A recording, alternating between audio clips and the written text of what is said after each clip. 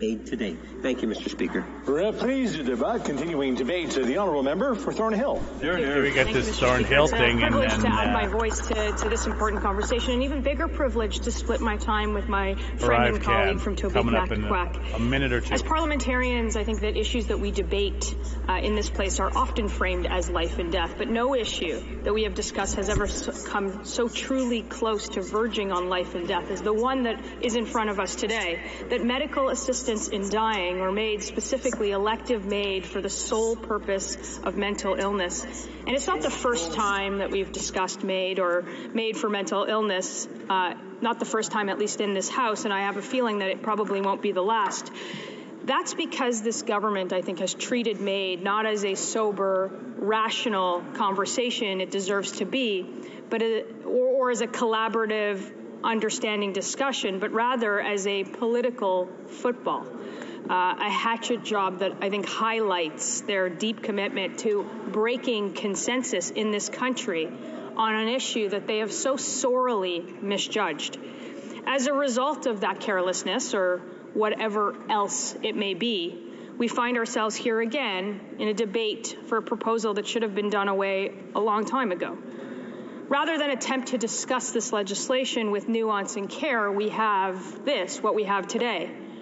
And we know that we can't simplify an issue as fundamental as the state's ability to allow the taking of a life. We know that there is much more to be considered. So in the process, they have replaced medical doctors with spin doctors, expert recommendations with partisan ideology, and reason with dogmatism. We have heard from those on the front line, including 80% of Ontario psychiatrists who are opposed to this expansion. 7 out of 10 provincial health ministers, plus all 3 territorial health ministers, support the indefinite pause on the expansion of MAID. And we have heard from advocates, those directly impacted by MAID for mental illness, who agree that this proposal minimizes the value of their lives and the inherent dignity possessed by every single human being. MAID for the sole purpose of mental illness speaks to this government's lack of respect for that dignity. And it speaks to their missing belief in the ability of those facing difficulties and their ability to actually get better. Worse, it speaks to a perverse ideology void of ethical guardrails, which is so far from consensus that has so long been unbroken by the understanding that a role exists for government to exhaust all avenues to help people. It is now prevalent to, rather than propose treatment and therapy to help those in tough circumstances, to propose state-sanctioned death. We have a duty as leaders, as parliamentarians, to safeguard the lives of Canadians, to give them a helping hand, to help them recover, to help them get better. We believe in overcoming adversity, in seeking help in a system that works for those who badly need it. We believe that it is possible, and the reason that we believe that it is possible is because that it is possible. And the success of early intervention, treatment, support has helped countless Canadians live fulsome, productive, meaningful lives. That is not just my philosophy as a parliamentarian. It is the core to what I think our national identity is. The alternative is what I describe as an entirely nihilist state, uninterested in the preservation of its own people. Our country was formed by people who came from all over the world to seek, through hope and hard work and sacrifices, a better life. Our lives have been revolutionized by the brave Canadians who never gave up, and for a country who never gave up on them. And our story is defined by confronting whatever difficult obstacles might lie ahead and not being intimidated by surmounting them. It's not just a discussion about this legislation. It is a fundamental debate about who we are as Canadians and who we want to be and the powers that we have as a parliament. I want to be clear. I do not want to minimize or deny the intense, personal, lived experiences that many Canadians have with mental health. Many in this House, many who are close to people in this House, and I know that it is a deeply personal one for anyone who has been faced with that challenge. But I do want to put on record that those suffering, their lives are not any less worthy of help, of support, or of love. And I think that's what this eventual plan says, even with a pause. You see, expansion activists have tried to reassure Canadians that MAID is not suicide. It would be distinguishable from suicide. That's what they say. And yet, when expanded to those who are seeking death for the sole purpose of mental health, evidence points to MAID becoming indistinguishable from suicide.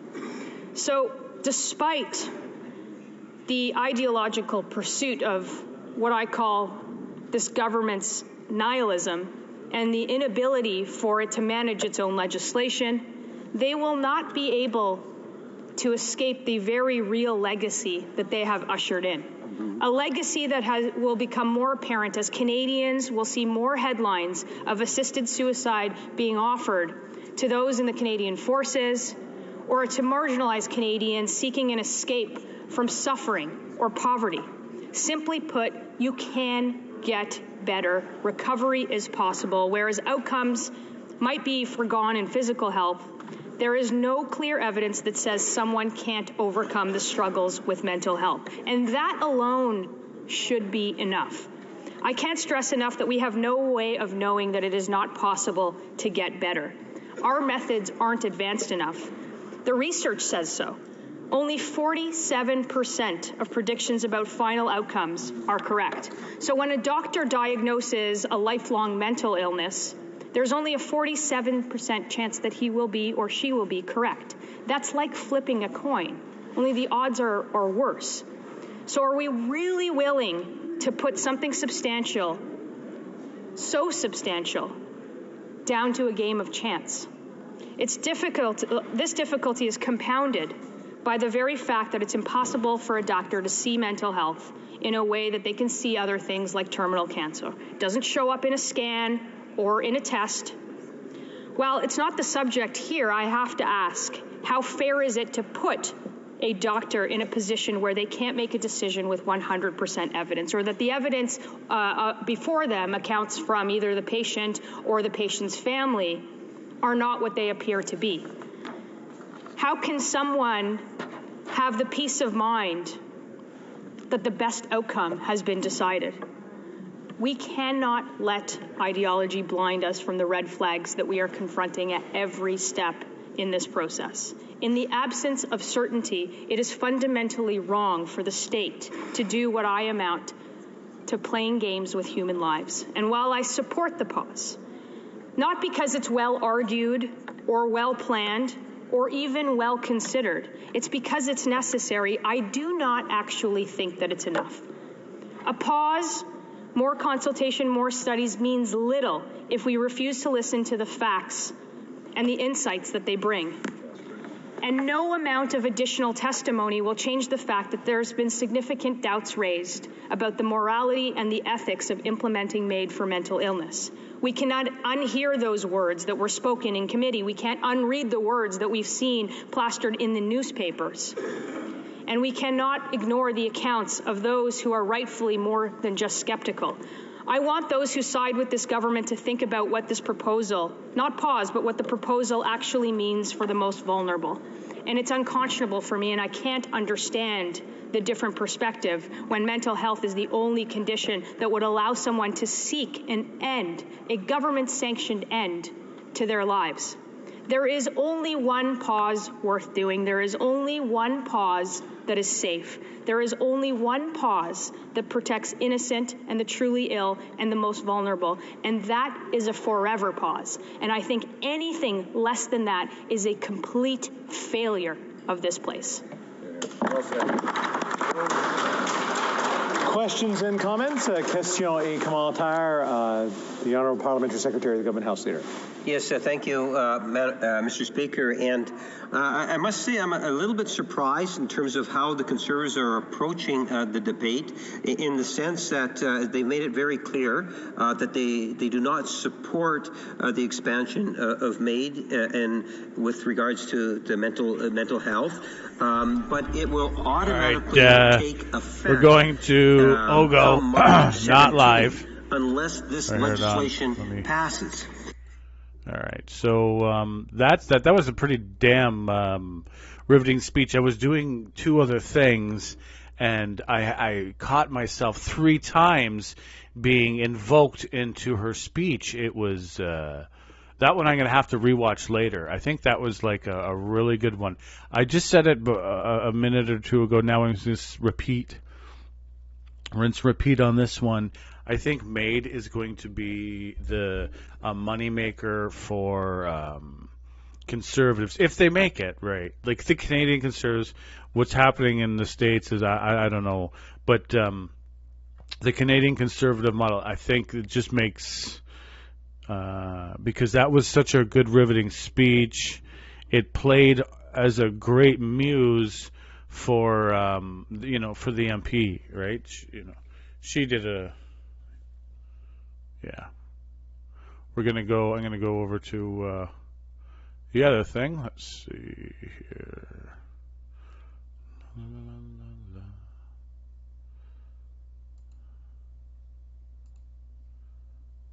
From one department today, CBSA, along with the Auditor General's office, to get answers to our questions.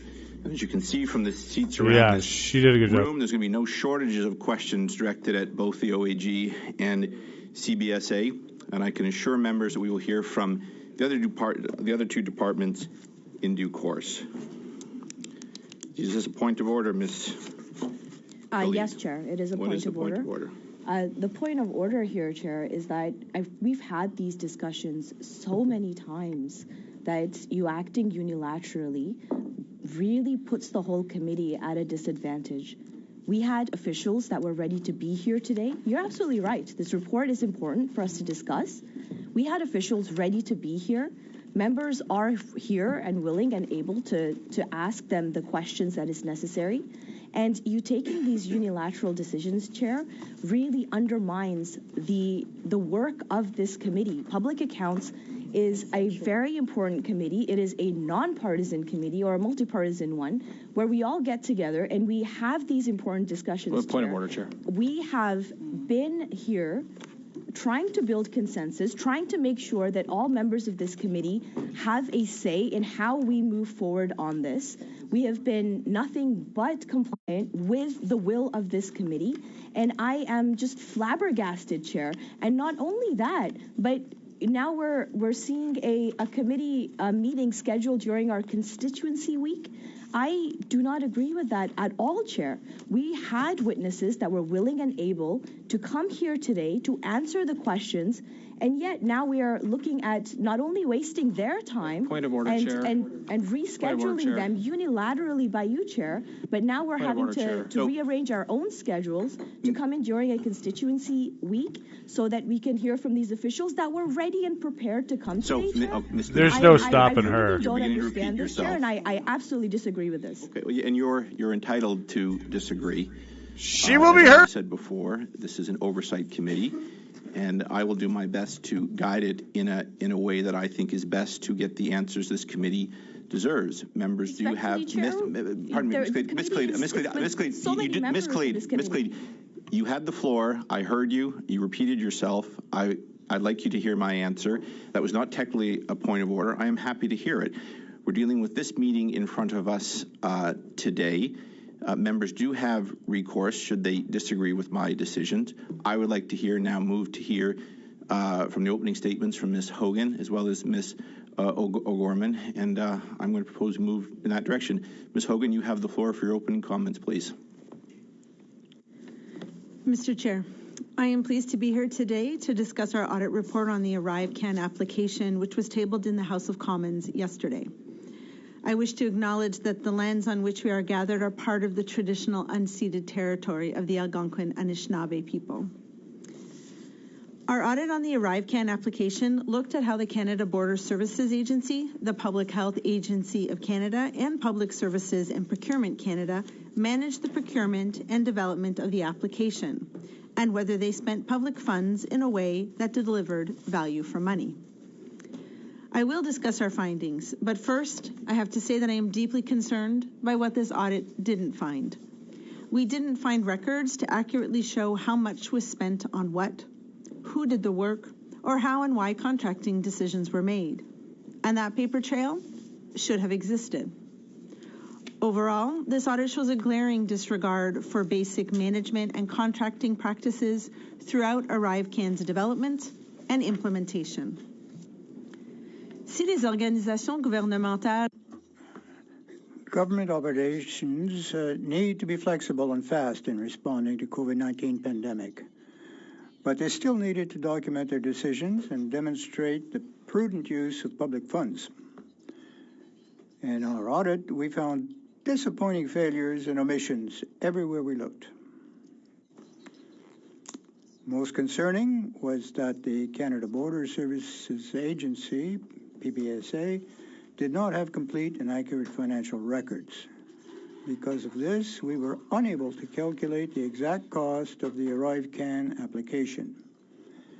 By piecing together the information that was available, we estimated that ArriveCan costs were approximately $59.5 million. There was confusion right from the start, from April 2020 to July 2021. We found that the Public Health Agency of Canada and the CBSA did not work together to establish each agency's responsibilities for ArriveCan. And as accountability void, neither organization developed or implemented good policy or program management practices, such as developing objectives, goals, and cost estimates. In our examination of contracting practices, we saw little documentation to support how and why the Canadian Border Services Agency initially awarded the contract through a non-competitive process awarded to GS Strategies. Only one potential contractor submitted a proposal, and that proposal did not come from GC Strategies. Was involved in the development of requirements that were used when the agency later moved to a competitive process to award a $25 million contract for work on the ArriveCan app. The requirements were very specific and narrow. This gave GC Strategies an advantage that other potential bidders did not have. We also found that the Canada Border Services Agency's overall management of contracts was very poor. Essential information was missing from awarded contracts, such as clear deliverables and the qualifications required of workers. When we looked at invoices approved by the agency, details about the work performed and who did the work were often missing. This greatly contributed to our conclusion that the best value for money was not achieved. Finalement, nous n'avons trouvé aucune preuve pour indiquer que les... And finally, we received no concrete information. These led to private activities for the use of entrepreneurs. This is required by the Code of Ethics of the House. This lack led to a misunderstanding or of partiality or perception of privilege in extending the contract. We should always be careful to ensure that we are managing public funds adequately. An emergency does not mean that all the rules can go out the window and that departments and agencies are no longer required to document their decisions and keep complete and accurate records. As I stated just a bit earlier, I believe that this audit of ArriveCan shows a flagrant disregard for basic management practices. As a result, many questions that parliamentarians and Canadians are asking are still without answer. The lack of information to support ArriveCan spending and decisions has compromised their accountability. Mr. Chair, this concludes my opening statement, and we'd be pleased to answer any questions the committee may have. Thank you. Merci, bon après-midi. I first want to thank the Auditor General and the Procurement Ombuds for their work. Their reports have pointed to significant gaps in procurement processes, roles, and controls at the Canada Border Services Agency. I do not disagree with the term glaring. Their recommendations will serve as guideposts to addressing them. CBSA's management response to both of these reports reflects the work that we have already done and we will be doing to make sure that all of our procurement actions are aligned with policies and processes, that CBSA operates transparently and with regard for probity and value for money, and that all employees operate in a manner consistent with the CBSA's Code of Conduct and Public Service Values and Ethics. You have our plan, but permit me to highlight 3 actions that I believe will have a material impact. We have already created an Executive Procurement Review Committee to approve contracts and task authorizations. This is providing even more oversight on contracting activities. We will require employees to disclose interactions with potential vendors. Nous avons renforcé la capacité.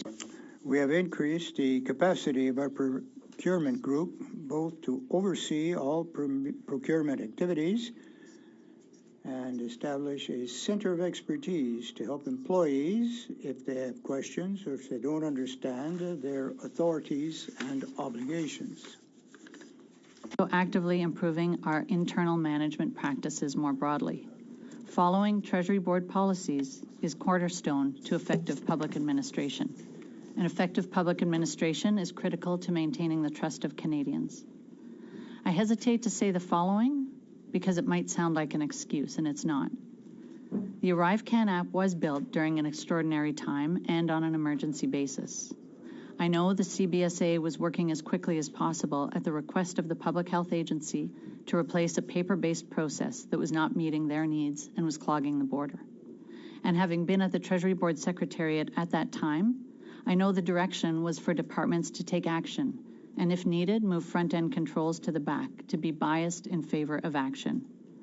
But this same direction also stressed the requirement that exigent decisions and actions be documented.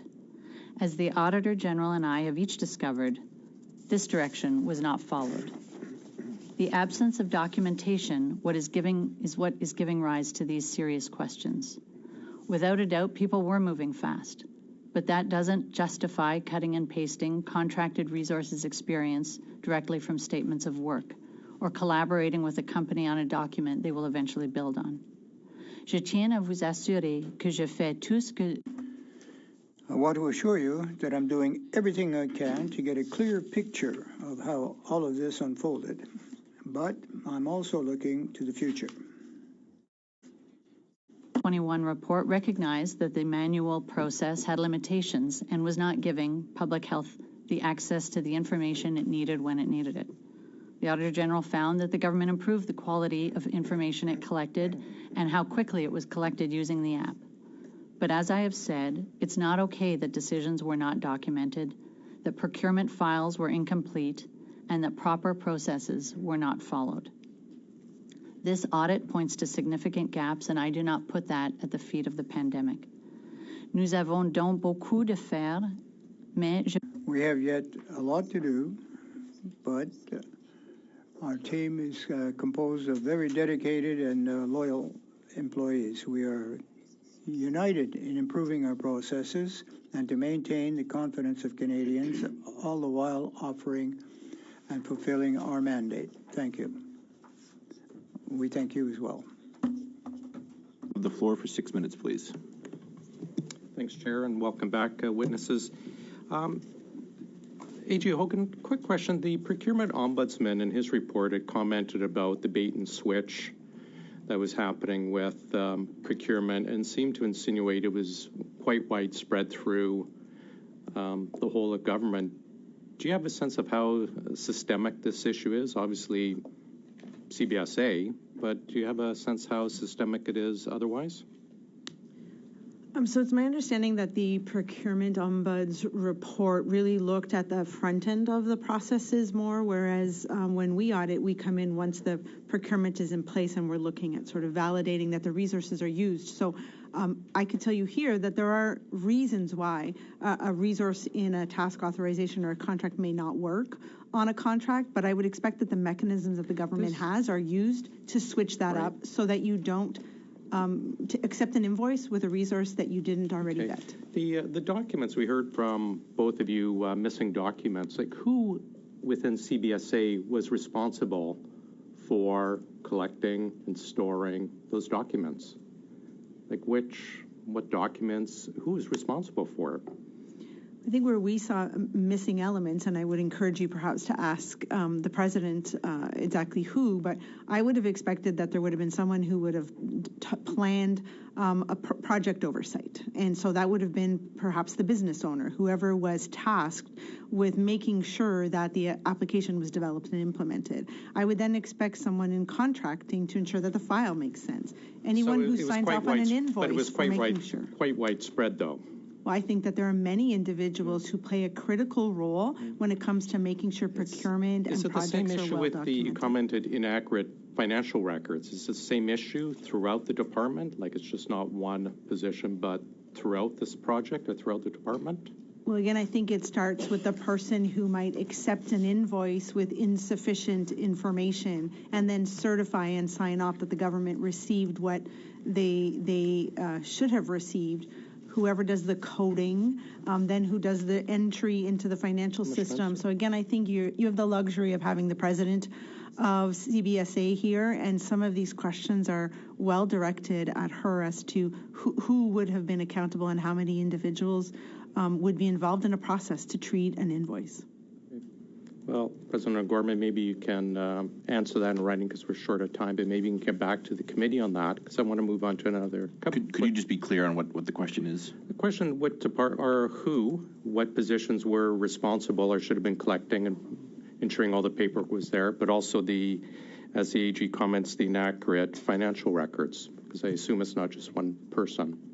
Maybe we can get back to the committee of which departments, which projects, etc. Quick question just for you. you. Is that possible for you to do that in writing after the... I can answer it or come back in writing. Yeah, in writing, please, just because it's shorter time. Thank you. I want to follow up just the two gentlemen, Mr. McDonald and Mr. Utano, they both received performance bonuses last year, did they not? And the year before that? I don't know. They did. I'm telling you, I'm surprised that you would not know, considering the gravity of the situation. I'm stunned. That's not part of the look. How did they receive bonuses if they are the subject of these accusations? So I wasn't aware who received bonuses, but to your question, they would have been assessed at the end of the fiscal year. And so, to the extent that there's information, one moment they're assessed well enough to receive bonus, the next moment they're history's greatest monsters in CBSA, according to some of these documents. It just seems quite strange. But I can answer that question, Mr. Chair. Just very briefly, please. So there's mechanisms, if there's information that comes to light after performance ratings are done, to be able to reconsider those ratings. Just a question for you. Oga first started, sorry, not we, but Operations Estimates first started this ArriveCan investigation October 2022. Why did it take all the way up to the Bottler allegations for CBSA to actually act and start looking more seriously at this rather lackadaisical effort? So two things. One, when the study was started and we were bringing information together to respond to the committee, it was clear to me that the documentation was incomplete and inadequate. The study was started in October, and the Bottler allegations came in November the following month. Last one, I want to read to you a text. This is from Mr. Dewan, and this is before his appearance. My issue is what I want to say and what I can't say. Can I throw PHAC under the bus? Throw ministers under the bus? What do you think Mr. Dewan was referencing when he said he could not speak to these for fear of throwing PHAC or ministers under the bus? I have no idea. Have you looked into it? This is the first I hear of that text. Have you ever heard of any issues regarding Mr. Dewan and such issues in his prep for appearing before committee? No. How far back, I guess, does this mess with CBSA go with its purchasing and its IT issues? This is not something that started with ArriveCan. How long has it been going on, and how did no one catch it? That's what I'm trying to figure out. So as I said, when I started and there were questions regarding the documentation and the cost of ArriveCan, it became very clear to me that the documents were not complete, and we had to try and piece together the information as the questions came in. I'm not sure how far back it goes. I've also launched an internal audit that will give me some further information, and certainly the procurement ombuds and the Auditor General have shed more light on the issue. But the systems and processes were not in place, and suggestion to me is that some of that does predate the pandemic. Thank you. And was maybe That's the time, Mr. exacerbated McCauley. by the pandemic. Thank you. That's the time. Ms. Shanahan, you have the floor now for 6 minutes. Well, thank you very much, Chair. And I just want to put on the record that indeed I had questions prepared for all the witnesses that we were expecting today, because this is the job of this committee, the Public Accounts Committee, unlike government operations or ethics or other committees that you'll find here on the Hill. Our job is to question the deputy ministers and the executive directors of the public servants, if you will, of all departments that are reviewed by the Auditor General. And Auditor General, I want to thank you for the work that you and your team have done in providing this report to this committee, to Parliament, and to Canadians. Canadians have every reason to be proud of the professionalism and the impartiality that your team brings to the work that you do. And I, for one, I'm a longstanding member of the Public Accounts Committee, and from time to time, we need to remind Canadians about the importance of our work here being impartial, and in fact, that one should not be able to tell. I think it was a former NDP member who said one should not be able to tell which party a questioner comes from when they are questioning. Because, yes, I am shocked, I am outraged by the findings in this report, as are my colleagues. I'm disappointed. I'm disappointed that during a time, a once in a lifetime, once in a century pandemic, that at a time when the public service was pulling together all stops to help Canadians, to bring forward the life-saving vaccines, to provide necessary supports, to work in what was an environment where there were many unknowns, that some individuals, some public servants, it appears, and it's not my place here to name them, that investigation, that work will be done elsewhere as is appropriate, decided, as the Auditor General said yesterday, to throw out the most basic financial management rules out the window. And yet we know that from just human nature that these things can happen, which is why we have measures in place, checks and balances, oversight measures, in order to find out what is going on. Now, Auditor General, I did want to ask you, first of all, this is not the first time you're looking at ArriveCan. Please briefly summarize the findings of the first report that you had. So this is the first time that I look at the development and implementation of the ArriveCan application itself. We did audit the the use of ArriveCan in 2021 when we were looking at border measures. We completed 2 audits in 2021 around border measures, and the second one noted that ArriveCan contributed to an improved response by the government at the border.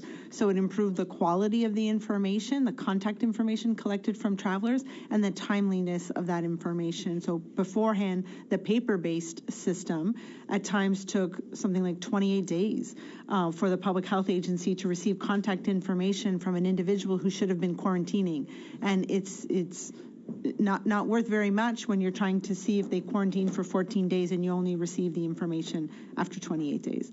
So we did highlight there that it improved the measures at the border, but did not actually look at the application until we issued this report yesterday. Thank you very much for that, because I agree with those findings. I also agree with the findings in their entirety of this ArriveCan report that you tabled yesterday. The application, it was needed, but it cost too much. And so I'd like to ask you, Auditor General, have you spoken to this committee before about how you choose to audit departments and how you come to do the work that you do? Could you just tell us how long have you been working on this audit? We received a motion from the House of Commons back in November. I'm just going to double check to get the right date. On November 2nd, 2022, that asked us to complete work on the ArriveCan application. Well, it's important for the independence of my office for me to be able to choose who we audit, what we audit, and when we audit it. I also take very seriously requests that come from the House of Commons or Commons or the Senate. And in this case, we decided that it was an important audit to carry out. We intended to release it before the holidays, so at the end of 2023, but had to extend some of the time needed in order to finalize the work and tabled it yesterday. Thank you, Auditor General. And indeed, you were working on different aspects of this study, were you not? Because our committee did ask you to continue your work on ArriveCan. There was a letter on record. Perhaps the clerk can provide it for members who don't recall back in October. I'm just trying to make the point that the independence of your office is critical, but I understand that you do respond to the concerns of parliamentarians, and we greatly appreciate the fact that you do so. Shannon, you have time for a very brief question, if you may. So, Mr. Gorman, I just want to hear from you, and thank you for your remarks. Can you please explain to us, as the Auditor General points out in paragraph 1.40, that there was a lack of sound justification for the selection of the GC strategies?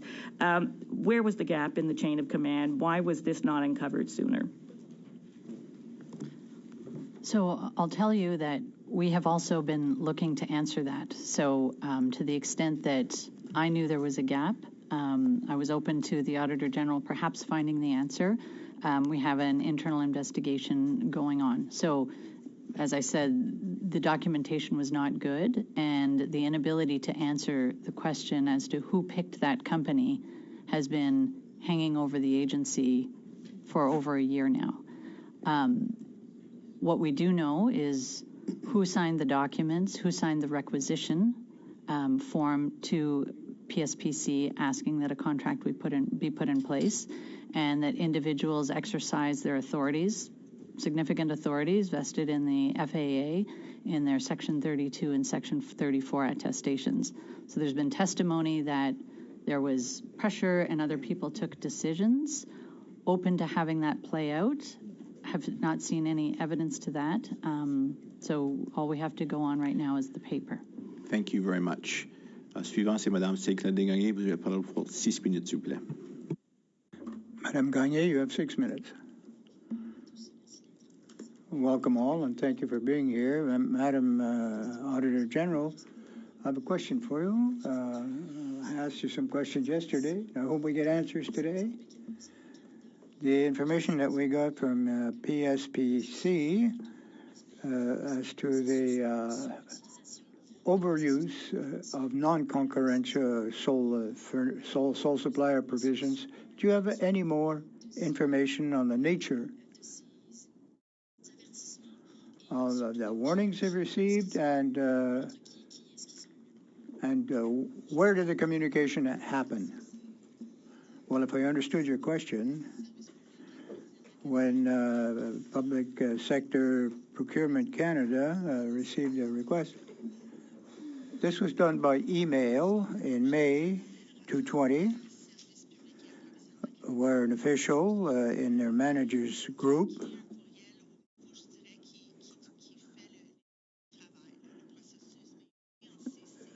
but they copied in CC the executive director at the time to the management, Mr. Eucanadome, CC'd the message, was CC'd in the message. So he was, who was the principal recipient of this email? Well, the individuals who were going to implement or activate the contracts.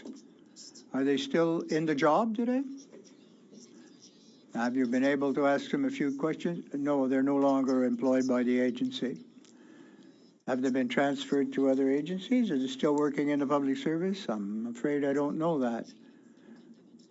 So you didn't inquire as to why the recommendations were not followed, because the recommendations include by PSPC were not followed, but do you have any idea what the rationale is for not following those recommendations? No, we have no justification for the decision taken or not taken in this case from PSPC. But we did interview the employees, who are no longer employees, by the way, and we didn't get any satisfaction. Well, as of 2018 onwards, Mr. Sebourin, who was working at the CBSA, a whistleblower, if you will, we wanted to protect him, and since 2018, Mr. Sebourin has noted that there were quite reprehensible acts being conducted there at CBSA. Other departments of the government were mentioned. There were other activities or processes that were not being followed. So 2018, a whistleblower. And this individual had foul things put into his coffee. He had to take sick leave. He'd been intimidated, bullied, and it's been going on for a number of years.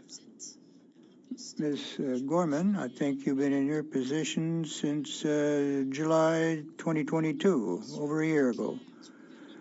Did you not receive a clear mandate from the government to clean up the mess in this department? Well, I don't need a mandate to put things in order, but it's quite clear that there are two ministers to whom I report. I'll switch to English. Clear that if there is wrongdoing, it needs to be found out. D'accord. Mais avez-vous eu des discussions? With the systems and processes. Avez-vous eu des discussions? Have you had discussions on those issues with the two ministers that you just referred to? The ministers did have questions as to the management on procurement. When was this? When these allegations came up, I informed him that the allegations were serious. We were taking them seriously, and I was also making moves on internal processes to shore up information and systems and processes problems I was already seeing. In my initial brief with the minister in the summer when he was appointed, and I did my survol de toutes les choses avec qui nous sommes préoccupés. I conducted the overview, I raised the issues. Systems and processes and contracting issues in the agency very clearly. Quelles consignes avez-vous reçues par rapport à mettre de l'ordre dans vos... Est-ce que... What feedback did you get on that about putting things in order? Did they identify, did you suspend anyone or... well, we know that the two employees are no longer employees. So... But it seems to be more generalized within the agency. Were other people laid off or dismissed? I'd like to have some concrete examples. That this was my priority, and on the question of harassment, I take that very seriously, and in that, any intimidation. So our systems and processes need to have the confidence of our employees. J'ai plus beaucoup de temps, mais est-ce que des personnes ont été mises à pied? Were individuals suspended, laid off, fired? What did you do concretely? You're referring to, but we have taken action on founded allegations, and we have taken disciplinary action, but I'm not going to speak to specific actions and specific individuals. Et voilà, merci beaucoup. Suivant, c'est... Thank you very much. Mr. Desjardins, you have the floor. No, thank you very much, Mr. Chair, and I too want to thank the auditor. They made someone work through lunch for 3 days in a row. Carry on. Auditor General and our team for a very important audit, and of course the audit's role in what is hopefully a process to make things much better. Because this, in my opinion, is one of, if not the worst audit I have ever seen, ever. Maybe even, hopefully not in continuity, but hopefully we can level how serious this is with you and members of the CBSA, that this is simply unacceptable. It must change. In this audit, I really do hope you take seriously the recommendations that are outlined there and find better ways to ensure that you can even go beyond that. But before I get into some of that work, I just want to be able to touch on how upsetting this is and how rightfully upsetting it is to Canadians. You can just imagine that those persons, single mom, persons who are having a hard time trying to get into work, people who are struggling to make ends meet, they find out that in the cost of living crisis that we're experiencing right now, that the federal government has opened the doors to rich consultants to get even richer. We've seen in the audit, for example, some very serious issues of overbilling, that there's immense issues of vulnerability in the contracting processes. Some of these, for example, the report estimated 59.5 million was handed over to these wealthy consultants like GC Strategies, the one we're auditing today. But this is a story that began in 2020, and there's contracts even between that period of time, to which I believe you were at CBSA when the $20 million contract that was a competitive one was tenured. To that extent, if that's not the case, I acknowledge that, but I think there's several instances in several issues. One on that contract alone, the contract that allowed rich consultants to define their competition directly from the person issuing the bid. Huge issue. I'll be touching on that in my subsequent rounds. The first issue I want to deal with, however, is the non-competitive processes that CBSA undertook in order to get the original contracts. 3 of them, I believe. These contracts that were not properly disclosed, even to the Auditor General, I understand that much of this information is still unknown. That's part and core to why we're asking these important questions. And so my concern for this questioning round is on those first set of contracts and the really ill proceedings that led to GC Strategies getting these contracts. We've seen in the audit, for example, that they were invited to dinners. They were given gifts. That some of these issues of direct conflict were not reported to CBSA. That it should be something that we all pause with and know that right now that level of transparency isn't present to this committee, which is deeply concerning, to not know exactly how these non-competitive contracts were able to be entered into. What do you know about the events and the gifts received by these 2 men in order to do services and to get access to a non-competitive process? Okay, so I'll say a few things. It is unacceptable. It's absolutely unacceptable. And the systems, I would argue, in the absence of controls, allowed for the vulnerabilities that you referred to exist.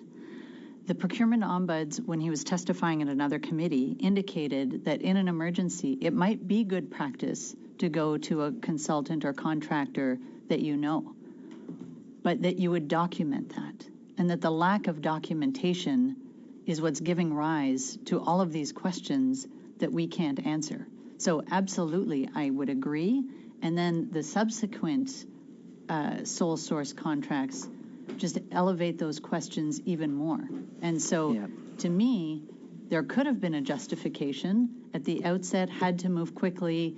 This was a company we may have been working with. They supplied people who could do the ones and zeros that worked with our people and deliver something. How long? None of that is written down. How long do you know in your investigations and your understanding that these gentlemen at GC Strategies have been involved with CBSA?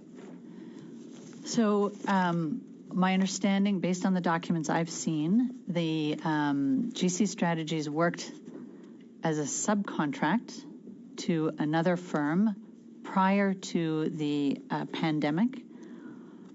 I don't believe there was a specific contract with GC Strategies, but I might be mistaken on that, and I can come back in writing to clarify.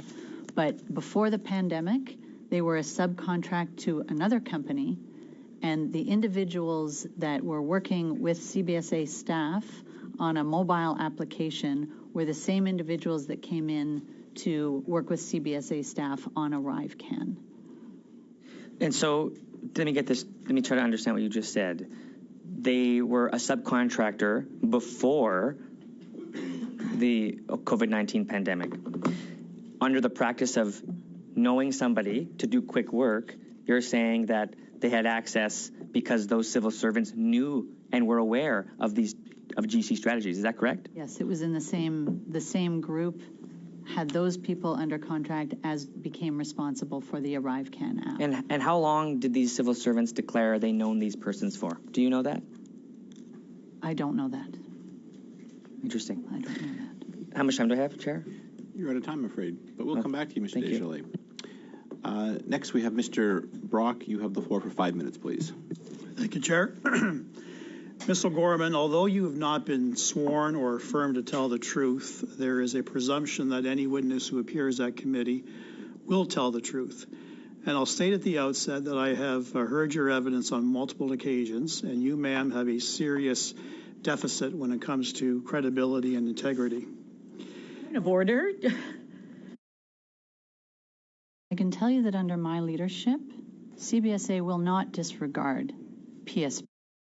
At this table is a parliamentarian. Ms. Gorman, you have the floor, and I apologize for that.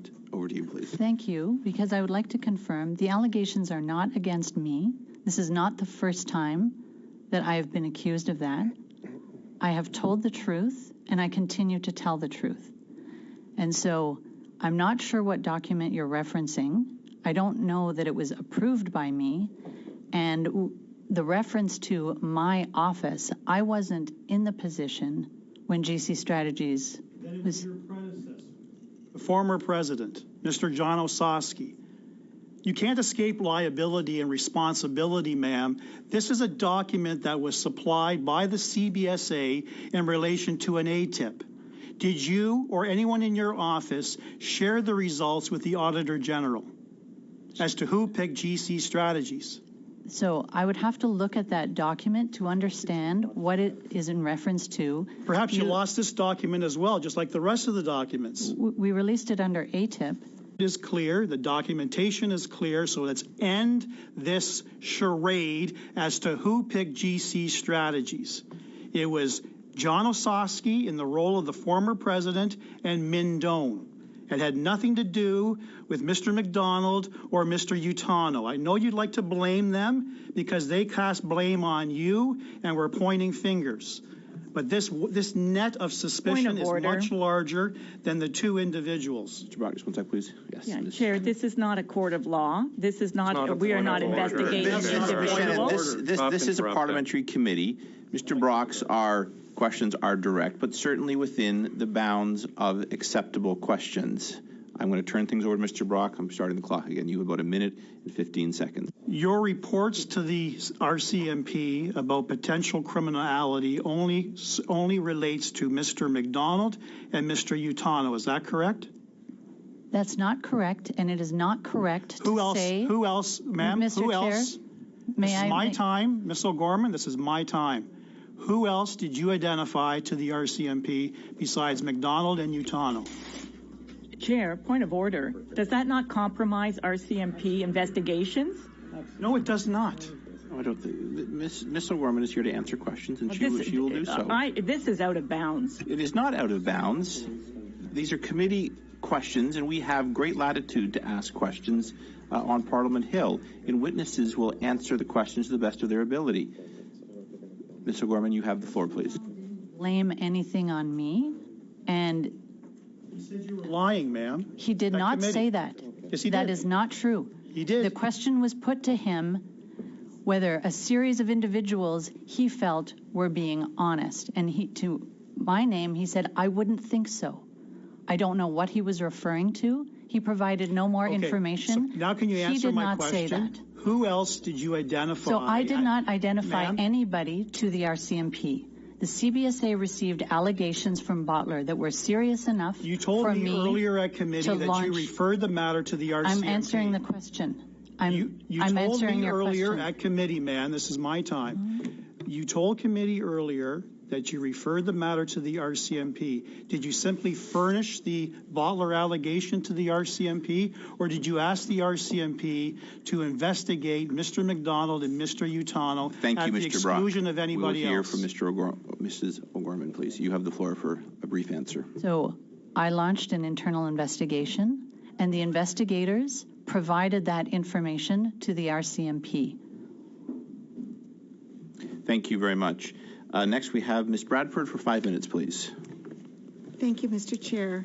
And thank you to the witnesses. I appreciate the Auditor General and her team and this very challenging report. It's a challenging report for two reasons. One, because of its findings, and one, that it actually raises more questions than it answers due to the incomplete and unclear records and processes that were being practiced at the time. So I'm particularly glad that the CBSA is here to hopefully provide some answers. So just to start with, I just wondered, Ms. O'Gorman, if you could tell us why the CBSA disregarded Public Services and Procurement Canada's recommendations about the use of competitive contracts. I can tell you that under my leadership, CBSA will not disregard PSPC's advice and concerns. Why that may have happened, I don't know. Also, I wonder if you have any insight as to why CBSA awarded a non-competitive professional services contract to 49 Solutions after the firm sent in an unsolicited proposal. Why would that proposal be accepted? So again, that's part of what we're looking at. I will say, I know that from my previous job at the Treasury Board Secretariat, at the beginning of the pandemic, industry provided many departments with unsolicited proposals in an effort to be helpful. Perhaps some of those were for personal gain. I think a lot of them were for public service. The contract you cite, I don't know if that was an effort to be helpful and it was in response to something that the CBSA needed at the time, or if it was something different. Getting back to the use of a non-competitive process, I expect, or we've heard that it was, this is time sensitive, we have to get moving on this. But then it took between 12 to 63 calendar days from the day Public Services and Procurement received the agency's request to the day the contract was rewarded. 63 calendar days would have allowed a competitive process.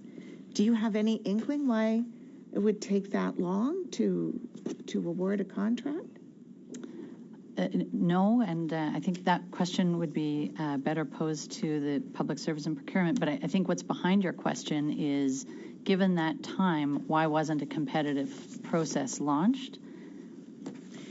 Right. And I think that's a very good question as we look at the rationale for sole source contracts versus competitive. Right. Okay, and I realize, and that's why it would be advantageous to have some of these other agencies that were willing to appear today be here so that we could ask the appropriate questions to the appropriate witnesses. So I apologize for that. Now, I don't think there's any question that the ArriveCan app was necessary at the time to expedite handling and processing people's travel documents at a very unique time. However, it's still always very important to ensure that we get value for money spent for the taxpayers' dollars. And I think one of the items identified was, so clearly, Canada Border Services Agency didn't feel that they had the internal capability to develop this app, which is understandable. They're not app developers. But I'm just wondering why they continue to rely on external contract people that were very expensive once the app was developed, rather than turning it over and using internal resources. Do you have any insight as to why that's the case? I'll say a couple of words, if I may, and then turn it over to the Chief Information Officer for CBSA. There's, I think, three types of resources. One, very specialized, that CBSA, frankly, doesn't need to hire permanently. Two, people that are very hard to recruit. And then three, people who are just in the habit of continuing to do work, and that CBSA at some point ought to have said, we need a plan to convert these functions into our staff, that we need them for long enough, that we need to do that. So there's a few different types of resources. I think what we found is there was an absence of a plan, of an off-ramp plan, but those resources continued to be used, and I'll turn it over to Darryl. I've only been in the public service for 10 months, so I can't comment specifically about what happened before that. However, what appears to have happened is that contractors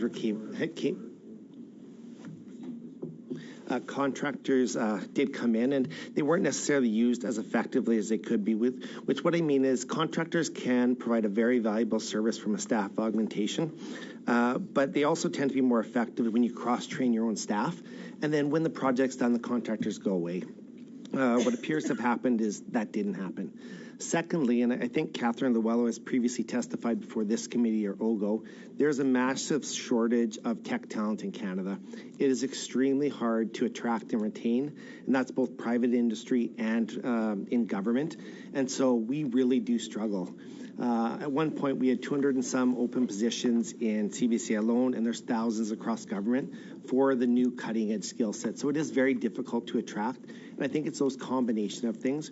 Thank you. Then honestly, Vleeming, I'm going to pause you there. We're well over the time, but I'm sure we'll come back to you for additional answers shortly. Maintenant, si Madame Secrétaire de gagner, vous avez parole pour seulement 2 minutes 30 secondes. Oui, merci, Monsieur. 2.5 minutes.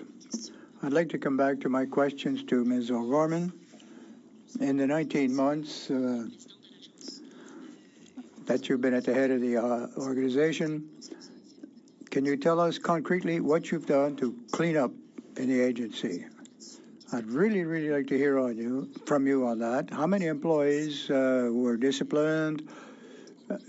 Give us some information, some data on which we can depend. Well, I'm not sure that we needed that cleanup. The employees of CBSA are working every day at the front line. Votre question touche sur les questions de discipline. Your questions deal with discipline, I think, and each year, we have approximately a dozen or so, 15 perhaps, inquiries that we pursue in our organization. When they're founded, action can be taken, including discipline, retraining. Là, vous parlez d'harcèlement de manière générale. Are you talking about harassment, one employee harassing another, but Mr. Sabourin described a problem of reprehensible acts, which looks like perhaps generalized corruption in the agency. So, no. Misconduct investigations. No. I'm not talking about harassment particularly. Investigations. D'accord, mais là, on parle par exemple de collusion. Okay, collusion with businesses in the provision of contracts, for example. Or there are companies that forge signatures. There have been RCMP inquiries on that. at different levels. Failure to follow procedures, that's the first thing. Collusion with businesses. Exchanging gifts. There's a lot of people at the CBSA that are involved in that. Not only the two people who were suspended or fired, but you're telling me concretely that there's not really no problems at the agency. That we have, in any given year, dozens of misconduct allegations that are investigated. Many of those are founded and discipline is taken. I would say I don't know that there are many employees implicated in receiving gifts from contractors. I don't believe that there are as many. I can't give you an exact number. And also, I would point to the Public Service Disclosure Protection Act for those people who fear reprisal and want to make an allegation. There is a separate body that people can go to that itself can investigate any department and to protect the people that go with the allegations. Thank you very much. Now turning to Mr. Desjardins, you have the floor for 2.5 minutes, please. Thank you very much, Mr. Chair. I do want to follow up on the nature of how these contracts were entered into. I think there's lessons learned there as to how not only CBSA falls victim, and in this case Canadians fall victim to such an atrocity, but how it happens throughout the decades. Canadians know that this happens. They know that it's happened through Phoenix Pay System. They know that these contracts can become huge, and they know that it hurts the public service at the end of the day. The information officer just made mention that talent, for example, for information systems technology in Canada is very hard to come by. It's very difficult, it's competitive, and you pay a lot of money for it. The civil service, at some points, and we had testimony in this committee before, to the effect that when we had those skilled experts, we found that there was a reduction of them throughout a period of time. And that reduction has now largely fed them into the private system, where they can now come back and say, you need us more than we need you. And then we see these really stiff penalties and stiff requirements to be forced to work with them. This dependency is the issue in my mind. This rot at the core of the system is that we've so dramatically underfunded our civil service that we are now forced into a dependency situation where we are now vulnerable to companies like GC Strategies that used an opportunity to take more and more and more, in addition to a massive failure of our public service to report and to be agile enough on making sure there was enough reporting to have made this picture that we're talking about today far clearer. That is the truth in my perspective, and that's one that we need to get to the bottom of, absent of an RCMP investigation, which I think is warranted and required in this work. We're here today to discuss the findings of this audit, which are largely the issues of the public service and not reporting it. So now back to how these contracts get signed. The 3 non-competitive contracts. The Auditor General has made mention that those contracts were entered into and likely, in my perspective, influenced by gifts, events, and dinners. Those events, gifts, and dinners were not reported to the CBSA. Is that correct? Maybe to the Auditor General. So we didn't see any evidence that employees who were invited to events reported to their supervisor. It doesn't mean it didn't happen verbally, but there was no documented evidence, and I would have expected to see that so that a supervisor could have put in mitigating measures if needed to ensure that that there wasn't an appearance or a real conflict of interest in a procurement process. And so that conflict now is very real. Very briefly, Mr. Desjardins. Okay, sure. Very briefly. To the last contract now, the contract that was competitive. How is it that, given the criticism of those former contracts and that they received those contracts, how are they eligible for a contract, especially influencing that contract the way they did? We have evidence of that. All I can say is I don't believe that evidence was available at the time the contract was competed. Thank you very much. Turning now to Mr. Genuis, you have the floor for 5 minutes. Paragraph 1.56 of the report says, we found that GC Strategies was involved in the development of the requirements that the Canada Border Services Agency ultimately included in the request for proposal. So that means that GC Strategies sat down with people in the government, worked out aspects of the nature of the requirements which GC Strategies bid on and then got. That means the process was rigged. So, Ms. O'Gorman, can you tell us why the process was rigged in favor of GC Strategies? So I wasn't there at the time. I think what you set out is what the evidence is demonstrating. And in terms of the motivation, I don't have enough information to speak to that. Okay, so you agree the process was rigged, but you don't know why it was rigged. Is that what you're telling us? I'm telling you that the collaboration that you're referring to appears to have taken place and is absolutely inappropriate. Would you describe that as rigging the process, though? I mean, it pretty clearly is, but I just want to hear it from you. Would you describe that as rigging the process? So the fact that there was one bidder and that bidder collaborated, I would agree that the odds were stacked in their favor. That being said, I don't have any information as to the motivation for that. So I can't speak to it, and I wasn't at the agency when that happened. When did you first find out about that?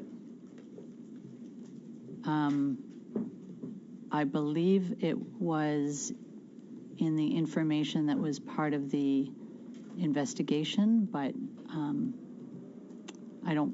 I can't tell you exactly when I found out about that. We'll circle back to that. Paragraph 1.42 highlights inappropriate invitations and gifts from vendors. Did you ever receive or were you offered invitations or gifts from ArriveCan vendors? No. Was the former president? I don't know. Did you ask anyone if the former president had? No. Did Mr. Doan? I don't know. I'm letting the investigation that's underway take its course. I am not stepping in front of it, and I'm not carrying out my own investigation. I'm relying on my security team and investigators to follow up on these issues. So I want to follow up on the issue of the internal investigation report, and I think I know what is happening on the government end, in that the government has tried to invest a lot of focus on this internal investigation. But the internal investigation is not an independent process. We had the independent investigator here who confirmed as much. He confirmed that his role involves reporting to, being subject to, in a general sense for his employment, people who may themselves be the subject of suspicion. We've talked about rigged processes, and we've got a situation where the investigation into the rigged process also looks rigged, insofar as the investigator is not independent and is subject, in their position, to decisions of their superiors within the department. So how can Canadians have any faith in a rigged investigation into a rigged process, and why not have an external, truly independent investigator? Mr. Chair, I'm not aware that I am under investigation. The investigation is being carried out under my authority as a deputy head. And in order to carry out my authorities, I need an investigative arm. All large departments have an investigative team. If in the process of these inquiries, you or your predecessor or others in senior positions around you were to be subject to suspicion, and we know there's suspicion insofar as people have come before this committee and said that you've been dishonest to this committee, surely an investigator who is subject to your authority would be constrained in fully pursuing those allegations. Wouldn't you agree? Mr. Chair, it's unclear why this is being made about me. I am not my predecessor. I am in this job now. Well, I was not Mr. here McDonald when that told happened, this committee that you were not being honest and forthright. That's not. So you might disagree with that, but that is an allegation against you. Just 1 second, Mr. Genuis. Mr. Genuis forgets where. No, I don't think he does. I think you forget where we are. Government operations or something. Yes. If you could be specific about committees, I believe those testimony was made in Ogo. You have about 10 seconds for a brief question, and then we'll hear an answer from Ms. O'Gorman. The report identifies that there were 10,000 Canadians falsely, inappropriately sent into quarantine by one out of the 177 versions of the app. What is the total number of people who were sent into quarantine by this app who shouldn't have been? Thank you. 10,200 were given a false notification that they should have been quarantined when they weren't actually needed to be quarantined. Thank you very much. Next, we have Mr. Chen, and I have a note here that you're splitting your time. Is that right? Yeah. Do you want me to notify at 3 minutes, or will you do the tee off? I'll do the tee off. Yep, perfect. Just want to make sure. Thank you. Over to you. 5 minutes. Thank you very much, Mr. Chair. Ms. O'Gorman rightfully stated today that CBSA personnel work very hard on the front lines. We know them when we cross the borders. We know that they do everything they can to keep Canadians safe, to protect this country. And today, we are talking about an issue that is tarnishing each and every one of those workers, that is tarnishing the department, that is disappointing Canadians, because seeing this report from the Auditor General, I personally am utterly disappointed. It is mind-blowing what has happened here. At a time, especially when Canadians are grappling with the high cost of living, we are facing unprecedented inflation, the AG has found, quote, a glaring disregard for basic management and contracting practices with respect to ArriveCan, this $59.5 million project that even the AG has indicated she is unclear about whether that is the true and accurate number. Ms. O'Gorman, things have been said today about your role. You have indicated that you were not your predecessor. What would you like to say to this committee, to the Canadians that are watching, in terms of what next steps you're going to take to make sure that there is accountability, that this will be properly investigated, that we will have answers to the questions that have been put forward today? What do you plan to do next? Thank you. I share your disappointment. I share your disappointment because from my previous position, I saw the people of CBSA working very hard to try and make the border work during the pandemic and allow commercial goods to come in and manage the border in a way that avoided it being clogged up and an impact on the economy. That being said, as I said, I share your disappointment that there is such a lack of documentation. If that documentation extended 6 months after the beginning of the pandemic, I would feel much more comfortable being here to defend that and explain that. But what didn't happen was a recognition that this is going to go on for more than 6 months. We need to stop. We need to regroup. We need to set a budget. We need to understand how we're going to keep going at this pace. And the pace was significant. The public health measures were changing on a fairly regular basis. That had to be coded in. That had to be released. Officers had to be trained. A lot of things had to happen. So, as we've said, the lack of documentation is difficult to understand as it extends over that amount of time. I have a management response plan that I have developed with the team in response to both the Auditor General's audit and the procurement ombuds. I have an audit underway. We have made some significant changes. The fact that we are approving contracts at a committee is probably a belt and suspenders. It shouldn't be that a committee is required to oversee decisions that are in people's proper authority. We're going to keep that in place until we have some comfort that the controls are in place, that people understand their roles and responsibilities. As the Auditor General pointed out, I think yesterday, a lot of the recommendations are variations of following the rules. And I will agree with her that the department can do better than that. Thank you. To the Auditor General, we have heard that there was a challenge in the department. They were facing an unprecedented situation. Canadians know that we had a COVID-19 emergency. In your performance audit, to what extent did you determine that the emergency that we faced as a country justified the shortcomings? Well, and I've made it in my remarks in my opening statement, and I still stand by them, that an emergency was not a reason to avoid the most basic processes that should have been there to demonstrate due diligence and accountability to Canadians. I do recognize that it was a difficult time, but we have looked at other contracts and other procurements throughout the pandemic. And while there were definitely rules that were relaxed and all the hoops weren't jumped through, there was time taken to at least document key important decisions and be able to still be accountable to Canadians. And that's all I would have expected to see here from the processes around ArriveCan. So we still need answers. Thank you, Mr. Chair. Thank you. I'm afraid you've left 15 seconds for your partner. So you can ask a lightning question if you like. I just wanted to say thank you to the Auditor General for your tremendous work, to you and your team for shining a light on the serious breach of controls and breach of code of conduct. So thank you very much for your tremendous work here. Thank you. Turn now to Mr. Barrett. You have the floor for 5 minutes. Ms. O'Gorman, my questions are for you because the Auditor General has said that your department is responsible for ArriveCan. Canadians need to be able to have confidence in their public institutions. The work that CBSA does is incredibly important.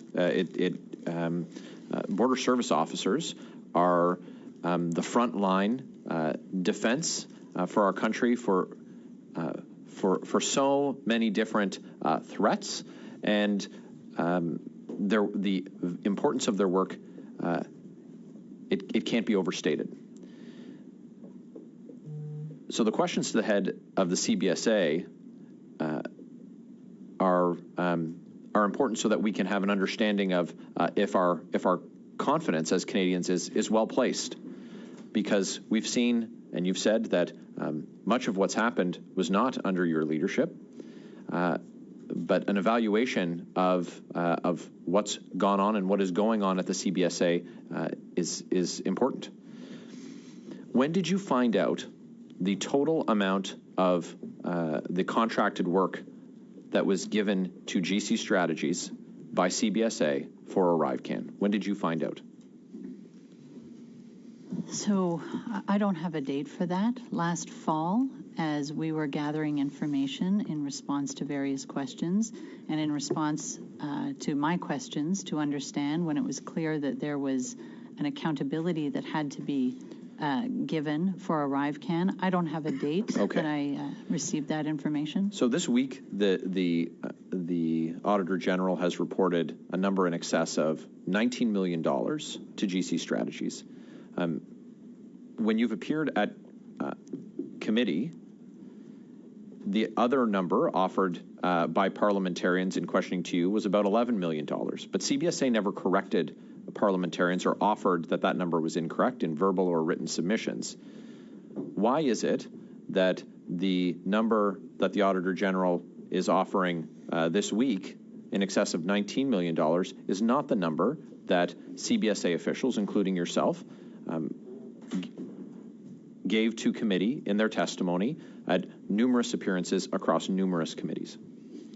So the information on the costs for ArriveCan that included contracting costs were built with the information that we had at the time, and they related to the health measures of the ArriveCan app and more broadly supporting material, funding to SSC and so on. The Auditor General has looked at the app, including after the health measures were removed from the app and it was used for the advanced declaration function. So our scope and our timelines are different. I provided the best information that I had at the time. Our contracts are also published proactively, so there was no attempt to obscure GC Strategies contracts. Well, I think that the problem that we have here is that the work that GC Strategies has done has only really been brought to light through the work of the Auditor General. That work includes writing the contract requirements to the exclusion of other bidders. That's some of the work that they've done. And when they write a contract, who gets awarded the contract? Well, they do.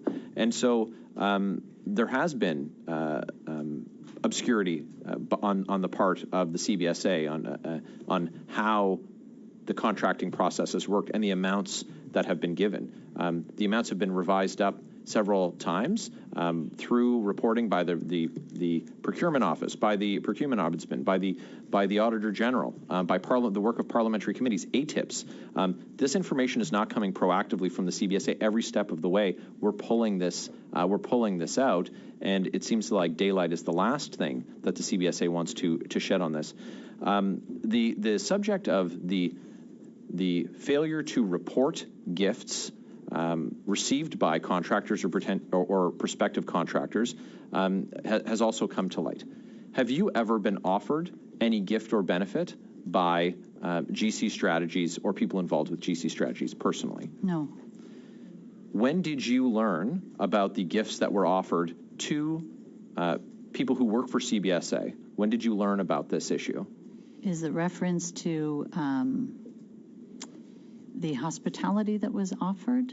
Yeah, the booze, the free drinks and dinners that were offered by the two guys that work out of a basement and were made multimillionaires on the backs of people who are lined up at food banks across the country in exchange for doing no work at all. Please, Ms. I don't have a date when I was made aware of that, but as you know, it was part of the internal investigation. It came to light as a result of the internal investigation. Thank you very much.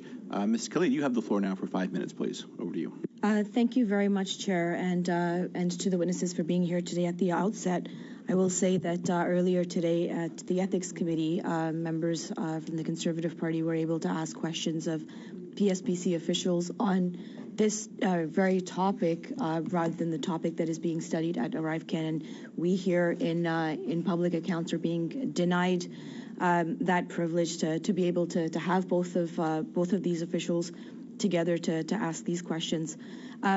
Ms. O'Gorman, perhaps I'll start with you. Did you receive a briefing on the ArriveCan file from the former president at the time that you transitioned over? No. And so how did you, other than the ArriveCan, how did you transition into your role? So I had a general briefing with the previous president, but I had briefings from the team that was supporting me when I got into the job. Thank you. And are you at all surprised by the findings in the AG's report of yesterday? I am. And I appreciate that the report only came out yesterday, but can you share any plans that the CBSA has to address these recommendations? Sure. And when I say I'm surprised, I'm not surprised entirely at what the Auditor General found, because I've been finding that. So as I understand how the department was working, the fact that there was a link from or a path from the IT group straight into procurement at PSPC, that's not a best practice. And so as I was understanding and looking at the information that was available and wasn't available, I saw that there were issues, and I've taken action, and I will continue to take action, and the Auditor General and Procurement Ombuds have put a finer point on that. So thank you for that. And I will echo the concern of my colleagues and the disappointment, because it really does tarnish the very, very hard work that CBSA officers on the front lines put in day and day out to keep us safe, to keep our country moving, to keep goods flowing through, and to providing that support to Canadians. And I think that there's a lot of work that CBSA needs to do to rebuild that public trust. So I'll ask you, Ms. O'Gorman, have you taken any steps now to try to start rebuilding that public trust? Absolutely. We will be transparent in the actions we're taking. We will report on what we're doing. We're committed to implementing all of this calendar year. And I would just note more broadly, and to the comments that were made, I do believe the actions of border service officers day in and day out are critical to maintaining that trust. And that's what they're doing. Thank you, and I hope that we can follow up as you build that plan to build that trust. I think it would be prudent for this committee to keep updated on that. Ms. Hogan, if I may turn to you, my colleague across the way, Mr. Brock, referred to an ATIP with respect to the former president and GC Strategies. Are you aware of that document, and were you aware of that question that Mr. Brock had asked? Yes, our team has seen that document. Absolutely. Can you describe it in the context of it? Because we haven't seen that document ourselves. So I have looked at it. It looks like a briefing note for a committee appearance. I'm not sure who the briefing note is. I don't know who the MI is in the statement. It appears to be someone who was going to come and testify at a committee, and I'm not aware if that appearance even occurred. I would have read the MI to be the directorate or the branch that was responsible for the implementation and development of ArriveCan. But again, that wasn't it was provided, I think, through information that a committee had. And when we started our audit, not only did we look at the records that the Canada Border Services Agency had, but we also went to parliamentary committees who had been studying this to get their information so that we could cross-reference and made sure we had a comprehensive list of documents. Thank you. And to clarify, Ms. Hogan, do you believe that corruption is rampant in the CBSA, or is this a matter of a few bad apples, or is it just bad documentation during a difficult time?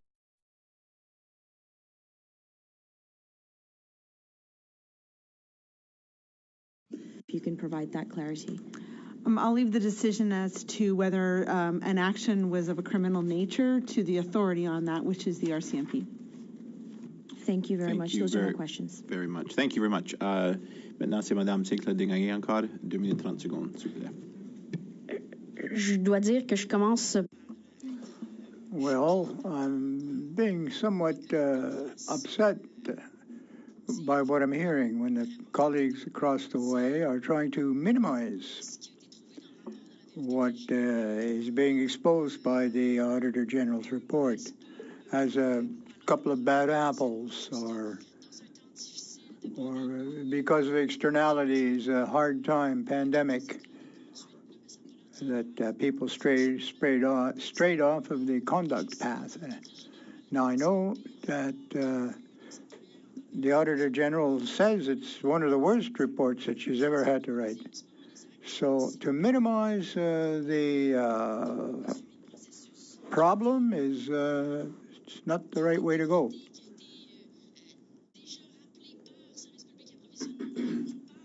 PSPC has already raised some of these. Oh no, not that.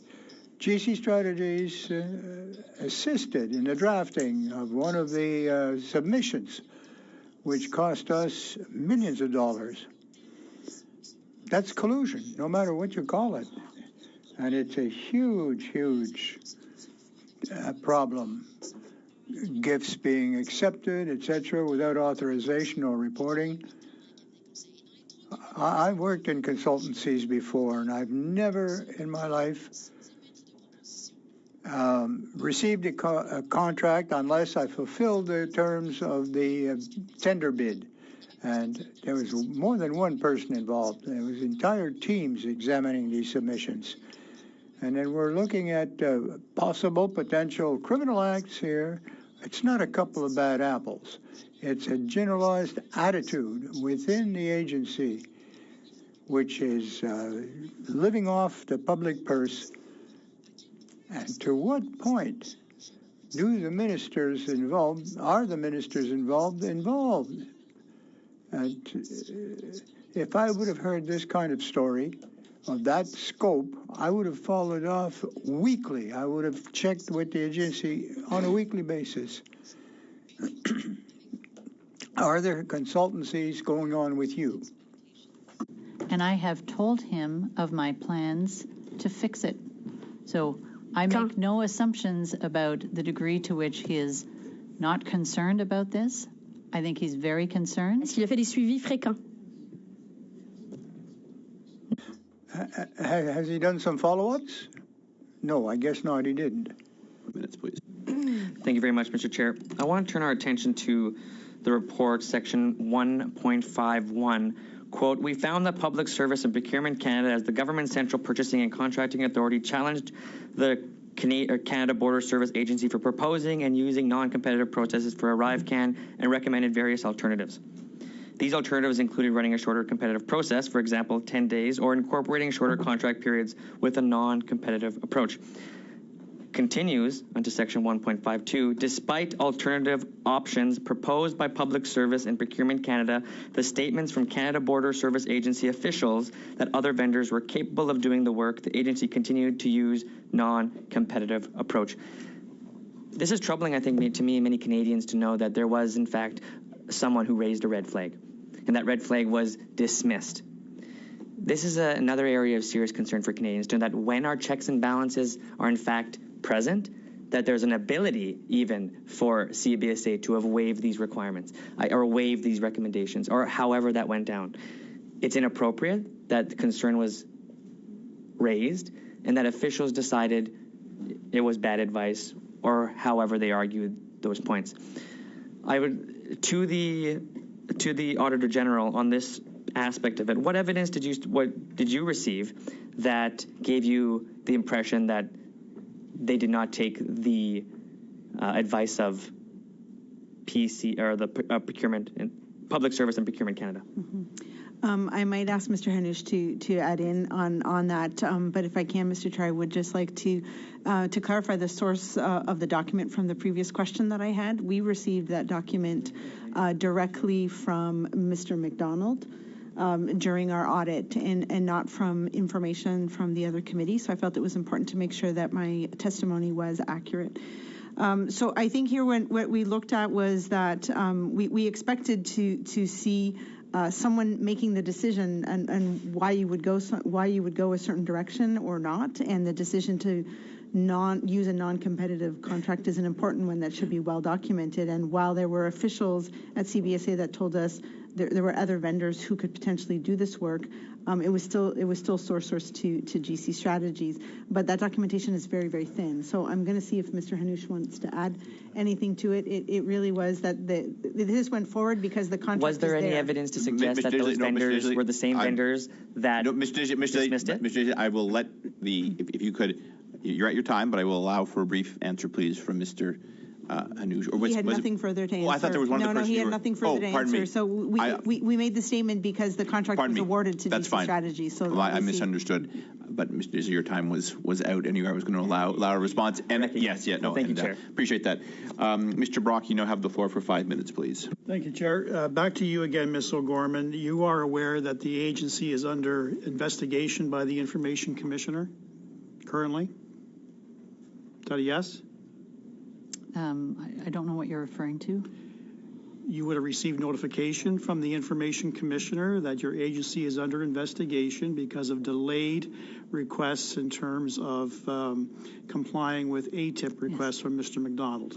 You acknowledge that now? I didn't know that it related. I wasn't aware of that, no. Yes, that your agency is delaying the release and has delayed the release for several months without proper explanation, and that's why the Information Commissioner is investigating you.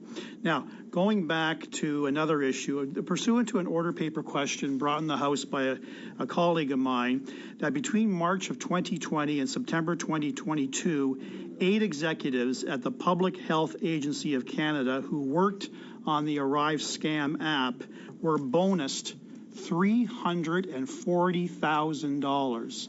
Well, taxpayers. Correction.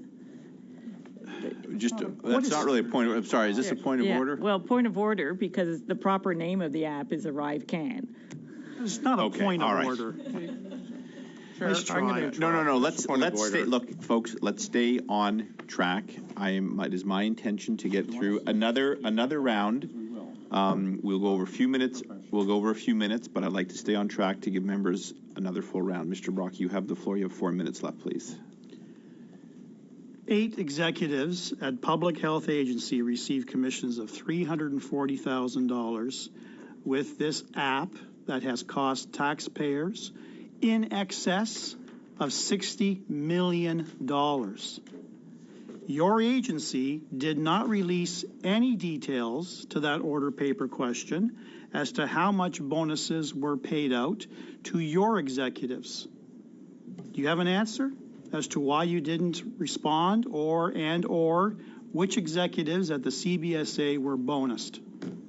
So the information in terms of bonuses and performance pay are posted on the website, and I will not give specific individuals remuneration information. Why? It's covered by the Privacy Act. That's their personal information. Point of order, Chair. Yes, Mr. Nader. As the grand inquest of the nation, this committee is entitled to information, to call for papers and documents, and Ms. O'Gorman is incumbent upon the penalty of contempt of Parliament to respond to the questions of this committee. That actually is a valid point of order. So, yes, Mr. O'Gorman, I will just remind you that, in fact, the Parliament supersedes its request any privacy laws that you might feel you're subject to. If papers are asked or if information is requested, you should be aware of Parliament's right to ask for, request, and receive such documents. I'll turn things. You got 3 minutes. 3 minutes left. So, Ms. O'Gorman, your agency, which is at the center of this scandal, which in my opinion has brought the entire public service under disrepute, how many executives and how much money were bonused during the rollout of this particular app? I don't have that information with me. But you'll provide that to us? And how much money were bonused during the rollout of this particular app? I don't have that information with me. But you'll provide that to us? I take note of the request. And the answer is probably yes, that some executives were bonused, received commission for their work? So the number of people that received bonuses at CBSA during the pandemic is on that information. So the answer is yes. Online. Executives received bonuses, and you'll tell us exactly who and by how much. I take note of the question. Okay, thank you. Now, to Mr. Hannoush and Ms. Després, I understand that you interviewed Cameron McDonald as well as Antonio Utano, and they furnished you with the details regarding that ATIP. And to answer the question of Ms. Hogan as to who that person was who made that request, you knew, as supplied by Mr. Utano and Mr. McDonald, that that person was Mindone. Did you share the details of the identity of that person to Ms. Hogan? So yes, we did meet with Mr. McDonald, and we did take in consideration the materials that were provided to us as part of that conversation. And subsequently, as Ms. Hogan has indicated, we did discuss that specific document that you referenced earlier in the meeting. Did you specifically inform Ms. Hogan that the person who was identified as I take responsibility or my office was Mindone? Yes or no, sir? So Sami and I talked about this, and we wondered whether it was Ms. Belanger or whether it was Mr. Douan, and it was unclear. Did you seek clarification from the CBSA? I'll have to ask Sami if he sought clarity. I don't. We did not, no. Thank you. Cede to Mr. McCauley. You got 50 seconds. Just very quickly, I want to read a line from the Information Commissioner regarding the ATIP. It says, CBSA improperly responded that it did not have records responsive to the above noted access request. Now, you're aware of the concerns expressed that Mr. Douan has deleted emails.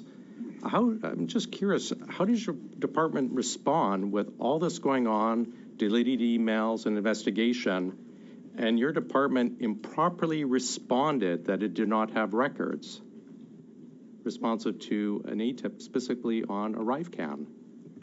So I'm not aware of who makes the ATIP requests. So if I look confused, it's but your because department improperly... Mr. McCauley, you have the floor, please. So I will look into that investigation.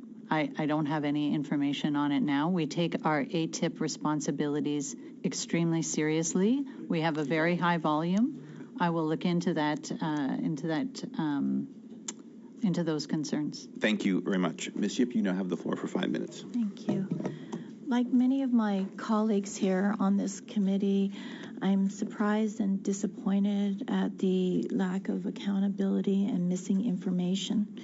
But I would like to clarify that no one here is minimizing anything contained in this report.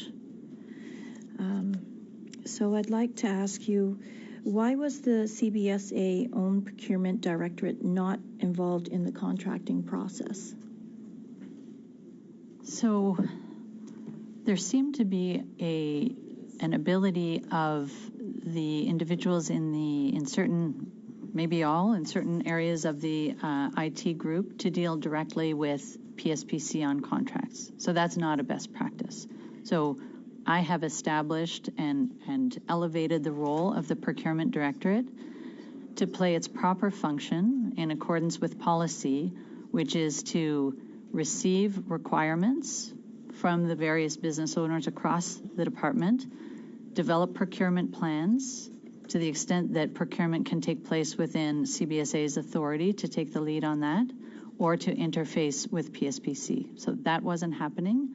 That is now the requirement, and we have a bolstered and more senior level responsible for procurement in the department. Why did CBSA continue to award contracts after PSPC and CBSA officials provided alternative options? Well, as I've indicated, under my leadership, we will work with PSPC. We will not discount their feedback.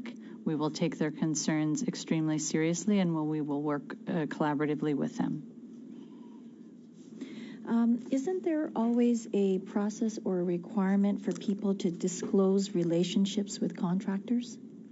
It's absolutely part of our code of conduct, and the fact that in response to the audit and the Procurement Ombuds report, we are putting in place a requirement that be disclosed suggests that people right now don't understand their obligations. So I would like to think that everybody understood the code and carried out the requirements of the code.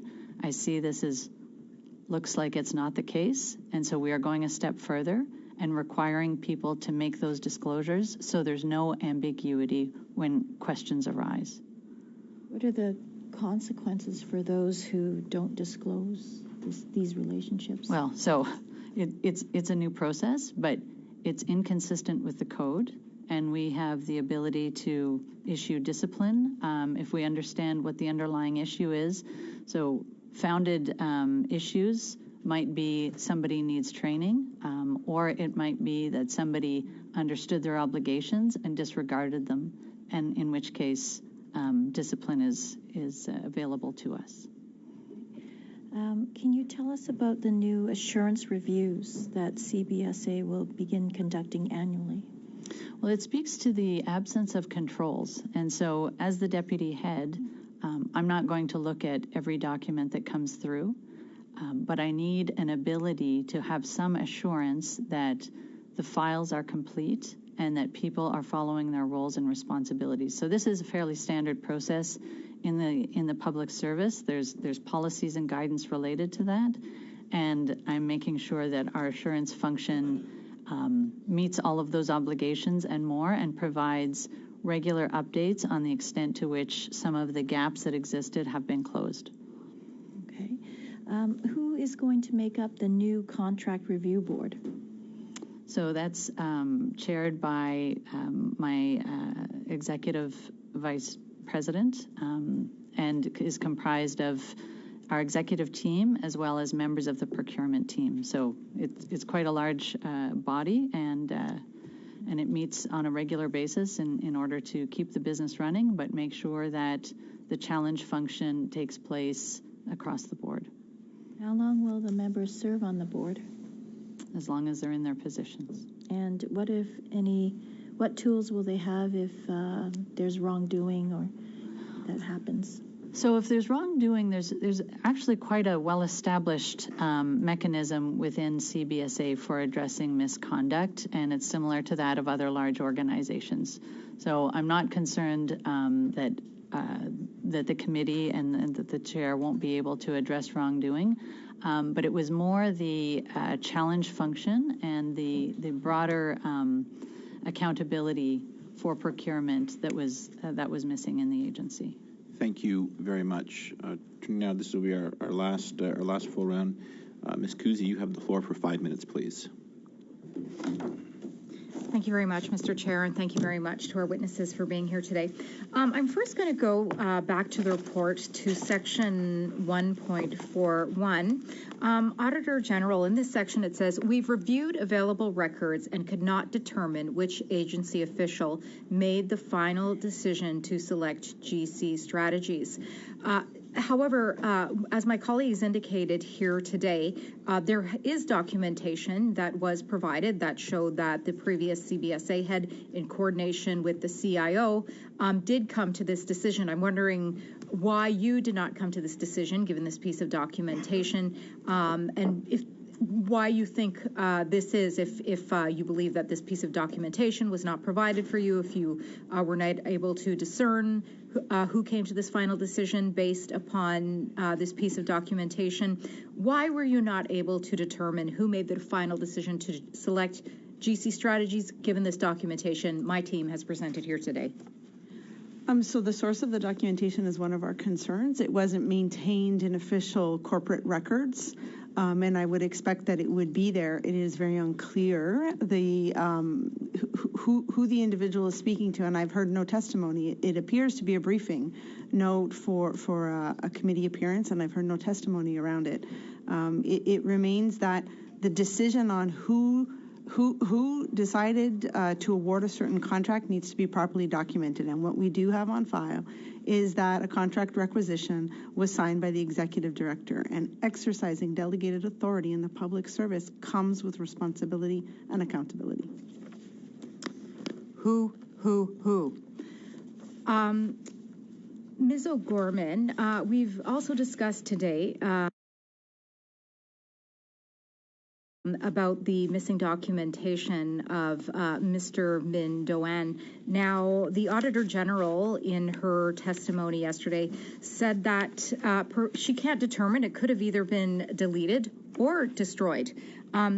Again, for this committee and for Canadians, can you please verify the information that you have relative to this documentation of the former CIO specifically, please? So, we have received allegations that emails were deleted. Those allegations were provided to our Director of Security, and there is an investigation into those allegations. And you can't provide anything further at this time other than these allegations? That they're being investigated. They're being investigated. And who are they being investigated by, please? By members of our security team under the direction of Monsieur Lafleur.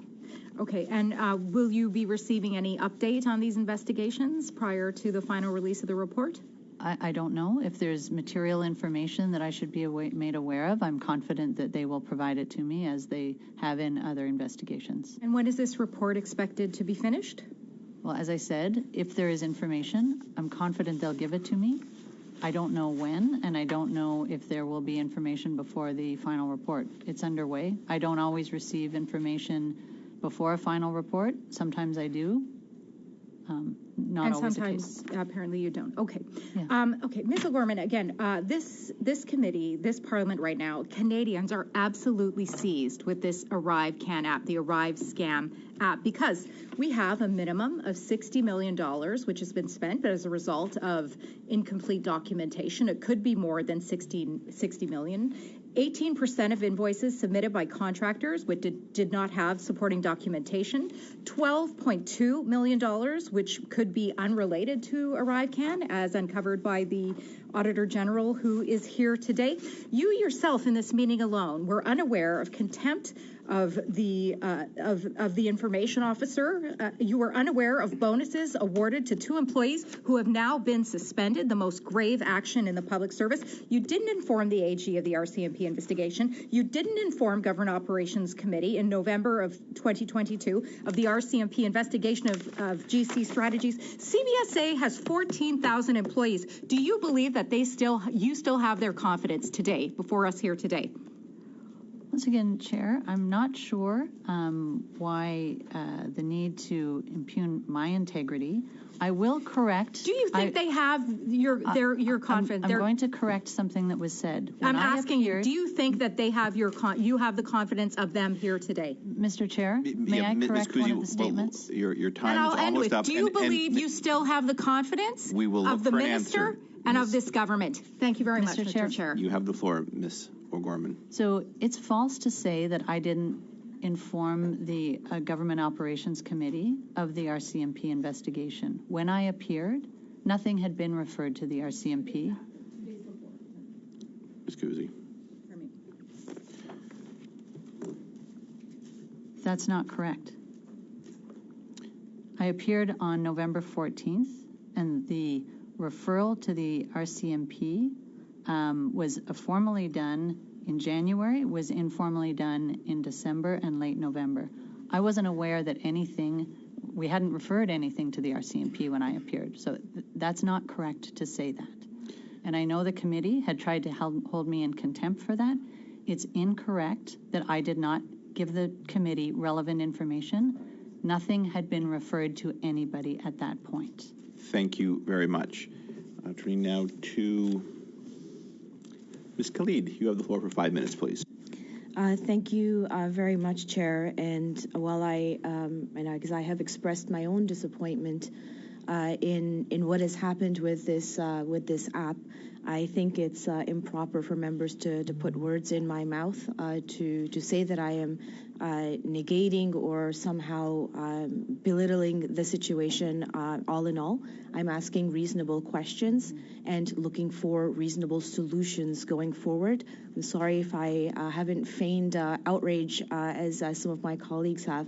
I do respect the witnesses that are present with us today, and I'm hopeful that we can continue to work together to find those solutions to Okay, I just want to make a note. This is a Canadian scandal. Let me turn on my mic here for you people. There we go. This is a Canadian scandal. This is a scandal of Canadian epic proportions. But this is also a scandal that 3/4 of the countries in the UN that are in the UN, whatever, three-quarters of the countries, they wish they had as a scandal. Compared to what they got going on, they're like, even in France, they're like, oh my God, I wish that this was the big news that we were dealing with. I wish this was the stuff. Because the infidelity of government in other nations is pretty bad. Though Trudeau is, the government, they've got the most ethics violations. They have a record of the most ethics violations for a government. They still pale in compare to 3/4. I would even, dare to say 98% of the other countries in the world, and the other ones that are, who knows? It's just that we have a Canadian scandal here, and why? There's no one really was hurt. It was like some extra funding, some money was lost. There was no environmental damages. There's no horrible life trauma stories. There's none of these things that every other country in the world is really dealing with why they have to suppress the media, and why Canada we can allow that is because our government scandals are they can be aired, because who is going to freak out? Oh my God, they awarded one company too much money. Come on, it's not like they were dumping mercury all over the intentionally or whatever. I shouldn't even say that because it probably happened somewhere. Watch tomorrow in the news, we're going to hear about it. Anyway, thanks for watching. Like, subscribe. And this carries on, and it gets a little bit more heated in a minute.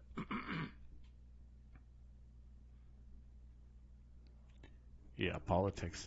Politics is becoming a new sport, or a new entertainment, increasing to the levels it was in the 60s, I think, right now, like when they say for engagement, or engagement level. The 50s was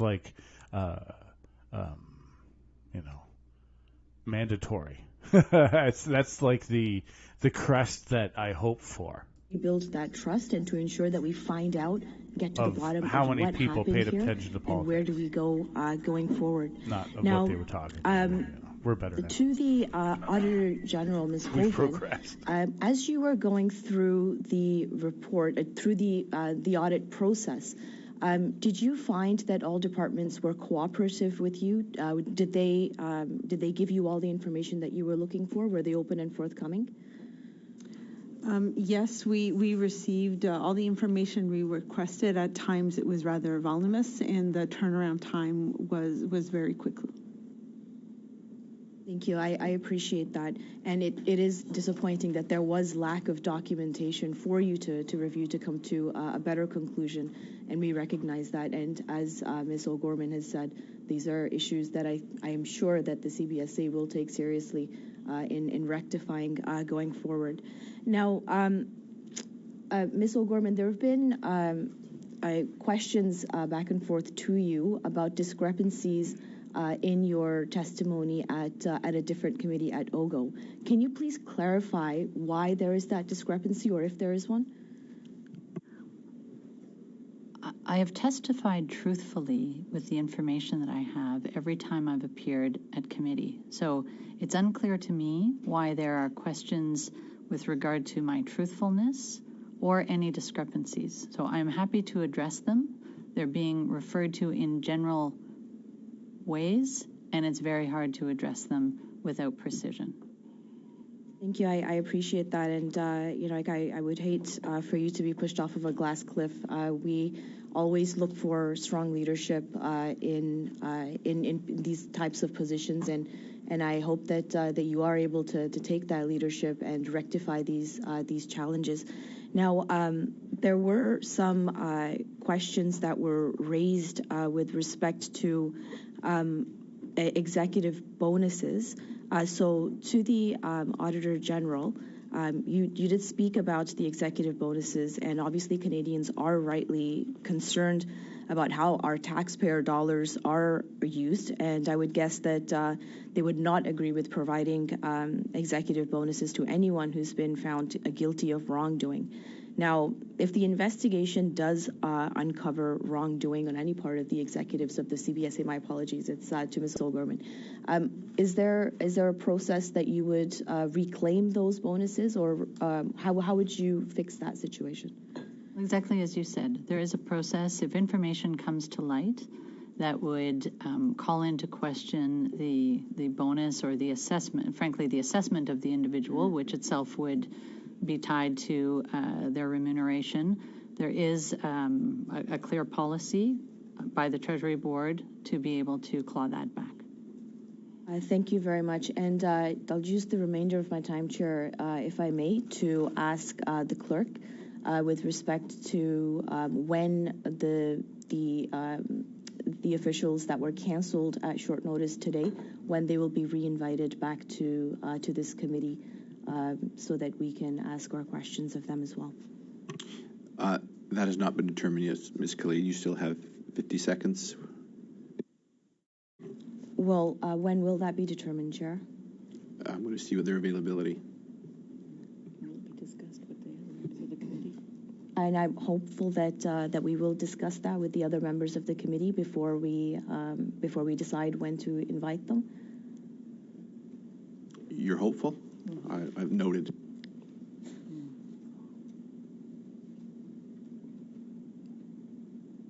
Thank you, Chair. Thank you. Encore une fois, Madame Secrétaire, vous avez la parole pour 2 minutes 30 secondes. Oui, merci, Monsieur le Président. Yes, thank you, Chair. Compared to other countries that have a similar application in France, with a population that is double that of Canada, they paid $9 million to create this type of app. In Germany, $29 million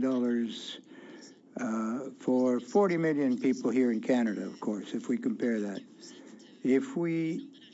Since you've been CEO of the organization between July 22, when you were in position, and March 2023, where the overview by the OAG was done, $12 million have been expended. That's more than the total cost of a similar application for a population of 70,000 million. What do you think of those costs? why were you not able to internalize that and save money to the taxpayer? Is looking to what our allies are doing and trying to take from them any innovations, but I don't think comparing the population is necessarily accurate in terms of I'm not aware of what their requirements are versus the requirements that we had. So c'était les mêmes, c'était les preuves vaccinales, c'était l'entrée-sortie, puis la. Well, checking for vaccination certificates, entry and exit from the country. How many people are using the potentially use the application? So one has to see what the volume of that use is. Comment on the details of their work versus ours. I will say that for the part of ArriveCan that we are currently using, the submission of the advanced declaration, going forward, that the budget for that, or the estimated cost, is approximately $3 million per year, and I can hand it over to my colleague to provide those details. Yeah, like as President Gorman said, population isn't the biggest driver of the cost of developing an app. You know, unfortunately, CBSA has a tremendous amount of technical debt, and the capability and cost to link a modern application to it is very expensive, and that was a primary driver for it. Additionally, because our provinces are so separate and each had its own vaccination certificates, that drove up the cost significantly as well. Et voilà, merci beaucoup. Suivant, Mr. Desjardins, you have minutes, please. Thank you very much, Mr. Chair. I do want to, again, return to the report. The reason I think all of us are here. On page 7, Exhibit 1.2, the Canadian Border Service Agency continued to rely heavily on external resources to develop ArriveCan from April 2020 to March 2023. It cites, of course, the information related to both external and internal costs as it relates to this project in particular. It notes, at least in my reflection of this information, a very serious lack of internal capacity, IT capacity, that has put CBSA in a position where they must accept a contract. This is not new in the federal public service. We've witnessed these kinds of cuts, in my perspective, since the 90s. We've seen consecutive Liberal and Conservative governments cut down the public service. We see austerity, and when we have austerity to the public service, it's my firm belief that we are now vulnerable to these kinds of very real challenges present to a government. And I know it's not something that we can fix just like this with this report. It's a much deeper issue. I believe that the rot is very, very deep, that this level of reliance and dependency on external contractors has put the government in direct risk, not just in CBSA. I fear that this could exist in any instance of outsourcing across the government. My concern is, how do we properly address it with the resources, of course, that we have, and how do we ensure that issues like outsourcing are dealt with seriously, that the extreme deficit, operating deficit of the government is actually taken into account. I think this is a core part to this discussion that, absent of the RCMP investigation that I'm in support of, we need to focus on in this work. We need to focus on the fact that this dependency has left a critical vulnerability to the government, and it's been exploited both in the Phoenix pay system of the former government, and now we have another example of private entities taking direct and very purposeful intervention with the public service in order to award themselves contracts. That is what it looks like to me. GC Strategies was emailing CBSA officials, telling them what to put into a contract, and then telling them that they were going to get it. All they had to do was rubber stamp it. That is simply unacceptable, and I've heard today that's unacceptable for everyone here. So now I want to get to a deeper issue. Very quick question. To the Auditor General, how is it that we can find a path out of this direct reliance that you say is an over-reliance on outsourcing? And in your mind, is it a perceived risk to a future instance like this? I think I would point to a few of the reports that we've issued on aging IT infrastructure, and I think it's taken the public service decades to get where it is, and that there needs to be a path to get forward, as you say. I think some of it is about ensuring that contracts related to IT have a clause and have requirements where there is transfer of knowledge and expertise, or skill set at least, to the public service. We need to upskill the public service in order to be able to rely less on external expertise going forward. Thank you very much. Mr. Nader, you have the floor for 5 minutes, please. Thank you, Chair, and thank you to our witnesses for joining us here today. Ms. O'Gorman, as of today, February 13th, 2024, do you have trust in those to whom you have delegated authorities in your agency? I'm in a trust but verify frame of mind. So I have, since I arrived, been putting in place some of that which was missing. And in fact, there were many excellent audit recommendations, not from the Auditor General, internally, that had not been implemented. 53 of those have been implemented. So there's catching up to do. I'm putting the pieces in place.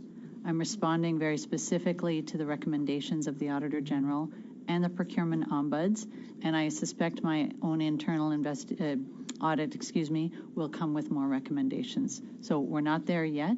We've put some things in place, some belt and suspenders in certain cases that I hope one day will no longer be needed. The lack of a clear yes is troubling. When did you receive the preliminary report from the Auditor General? The preliminary report. I received the principal draft on August 3rd, and then I received the...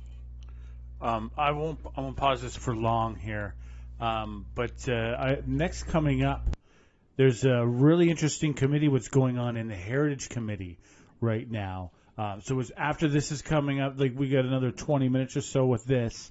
Conservatives got a few more, another round or two, and then we have that one coming up. But the Heritage, and that's like the news, the National Forum on the Media.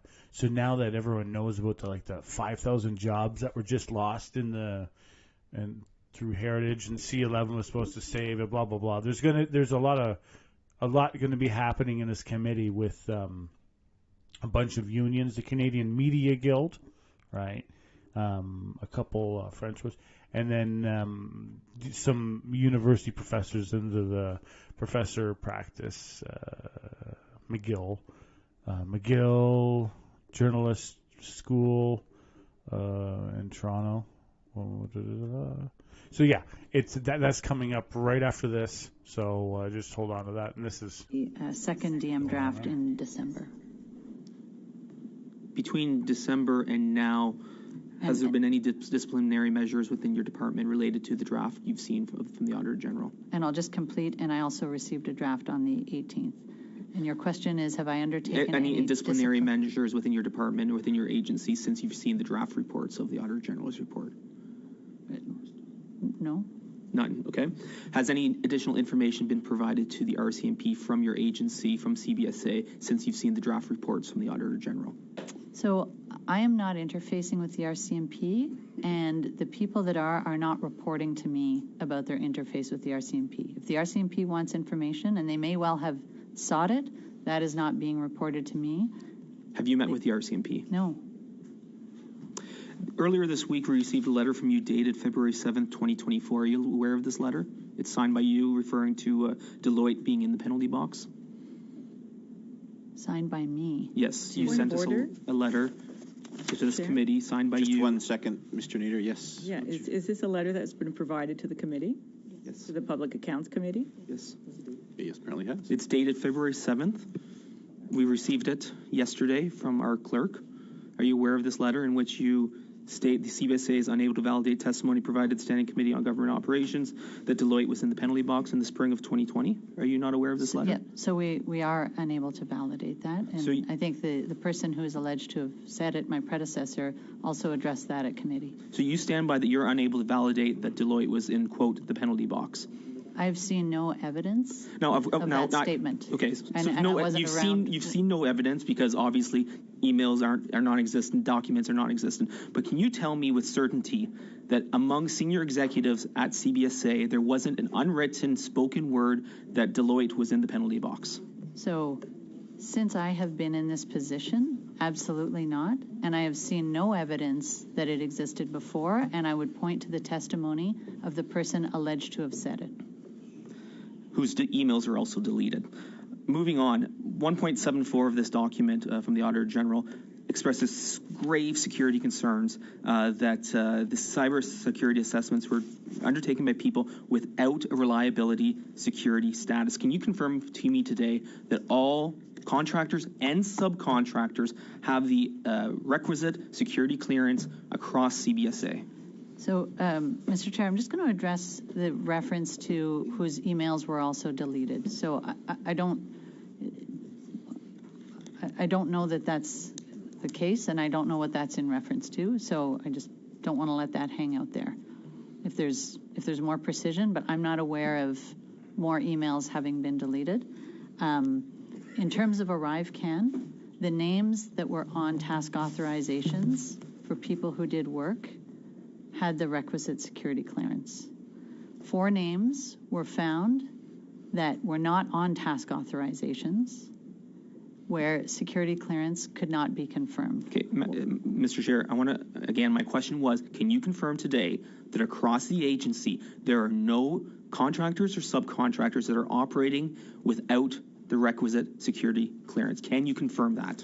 So the information that I have is that they do have the requisite security clearance. So if there's something in particular that you're referring to? I'm referring to across the agency. There is a appalling lack of documentation across your agency. Thank you, Mr. Nader. That is your time. The question was answered. And turning now to Ms. Shanahan, you have the last 5 minutes, please. Well, thank you very much, Chair. I'd like to go back to the issue of the challenge function and exactly how that would work. Again, I'm very preoccupied by the fact, yes, that this happened, but also that there seemed the oversight, the normal checks and balances did not seem to be in place, because we know human nature. People in any organization, you're going to have, yes, some bad apples, but we need to understand how does an organization protect its operations from that happening again. In the Auditor General's report, paragraph 1.48, it was found that the Canada Border Services Agency Information Science and Technology Branch would lead the development of the ArriveCan application directly engaged with PSPC for contracting purposes, and that there was no evidence that the agency's own procurement directorate was regularly involved in the contracting process. So I'd like to ask you, Ms. O'Gorman, have you investigated or confirmed or explored exactly what happened there? Was the procurement directorate completely bypassed in this process? So my understanding is they received certain information, but that there was a direct path from individuals within the IT group to PSPC to discuss contracts. And so for whatever reason, the procurement function wasn't an intermediary to that. So, and how would that pathway have been developed? And that's why I would have liked to have had those officials here from PSPC to be able to ask them that question, Chair. But from where you sit, how would that have been the case? If procurement directorate had some idea that something was going on, could they not have said, hey, wait a minute, something's going on here. This is not right. We haven't signed off. Could red flags have been raised? Yes, they could have. And so the roles and responsibilities with regard to procurement are quite well established, including the business owner, those who might need a contracted resource, the contracting authority, who is the interface, PSPC for contracts over a certain amount of time.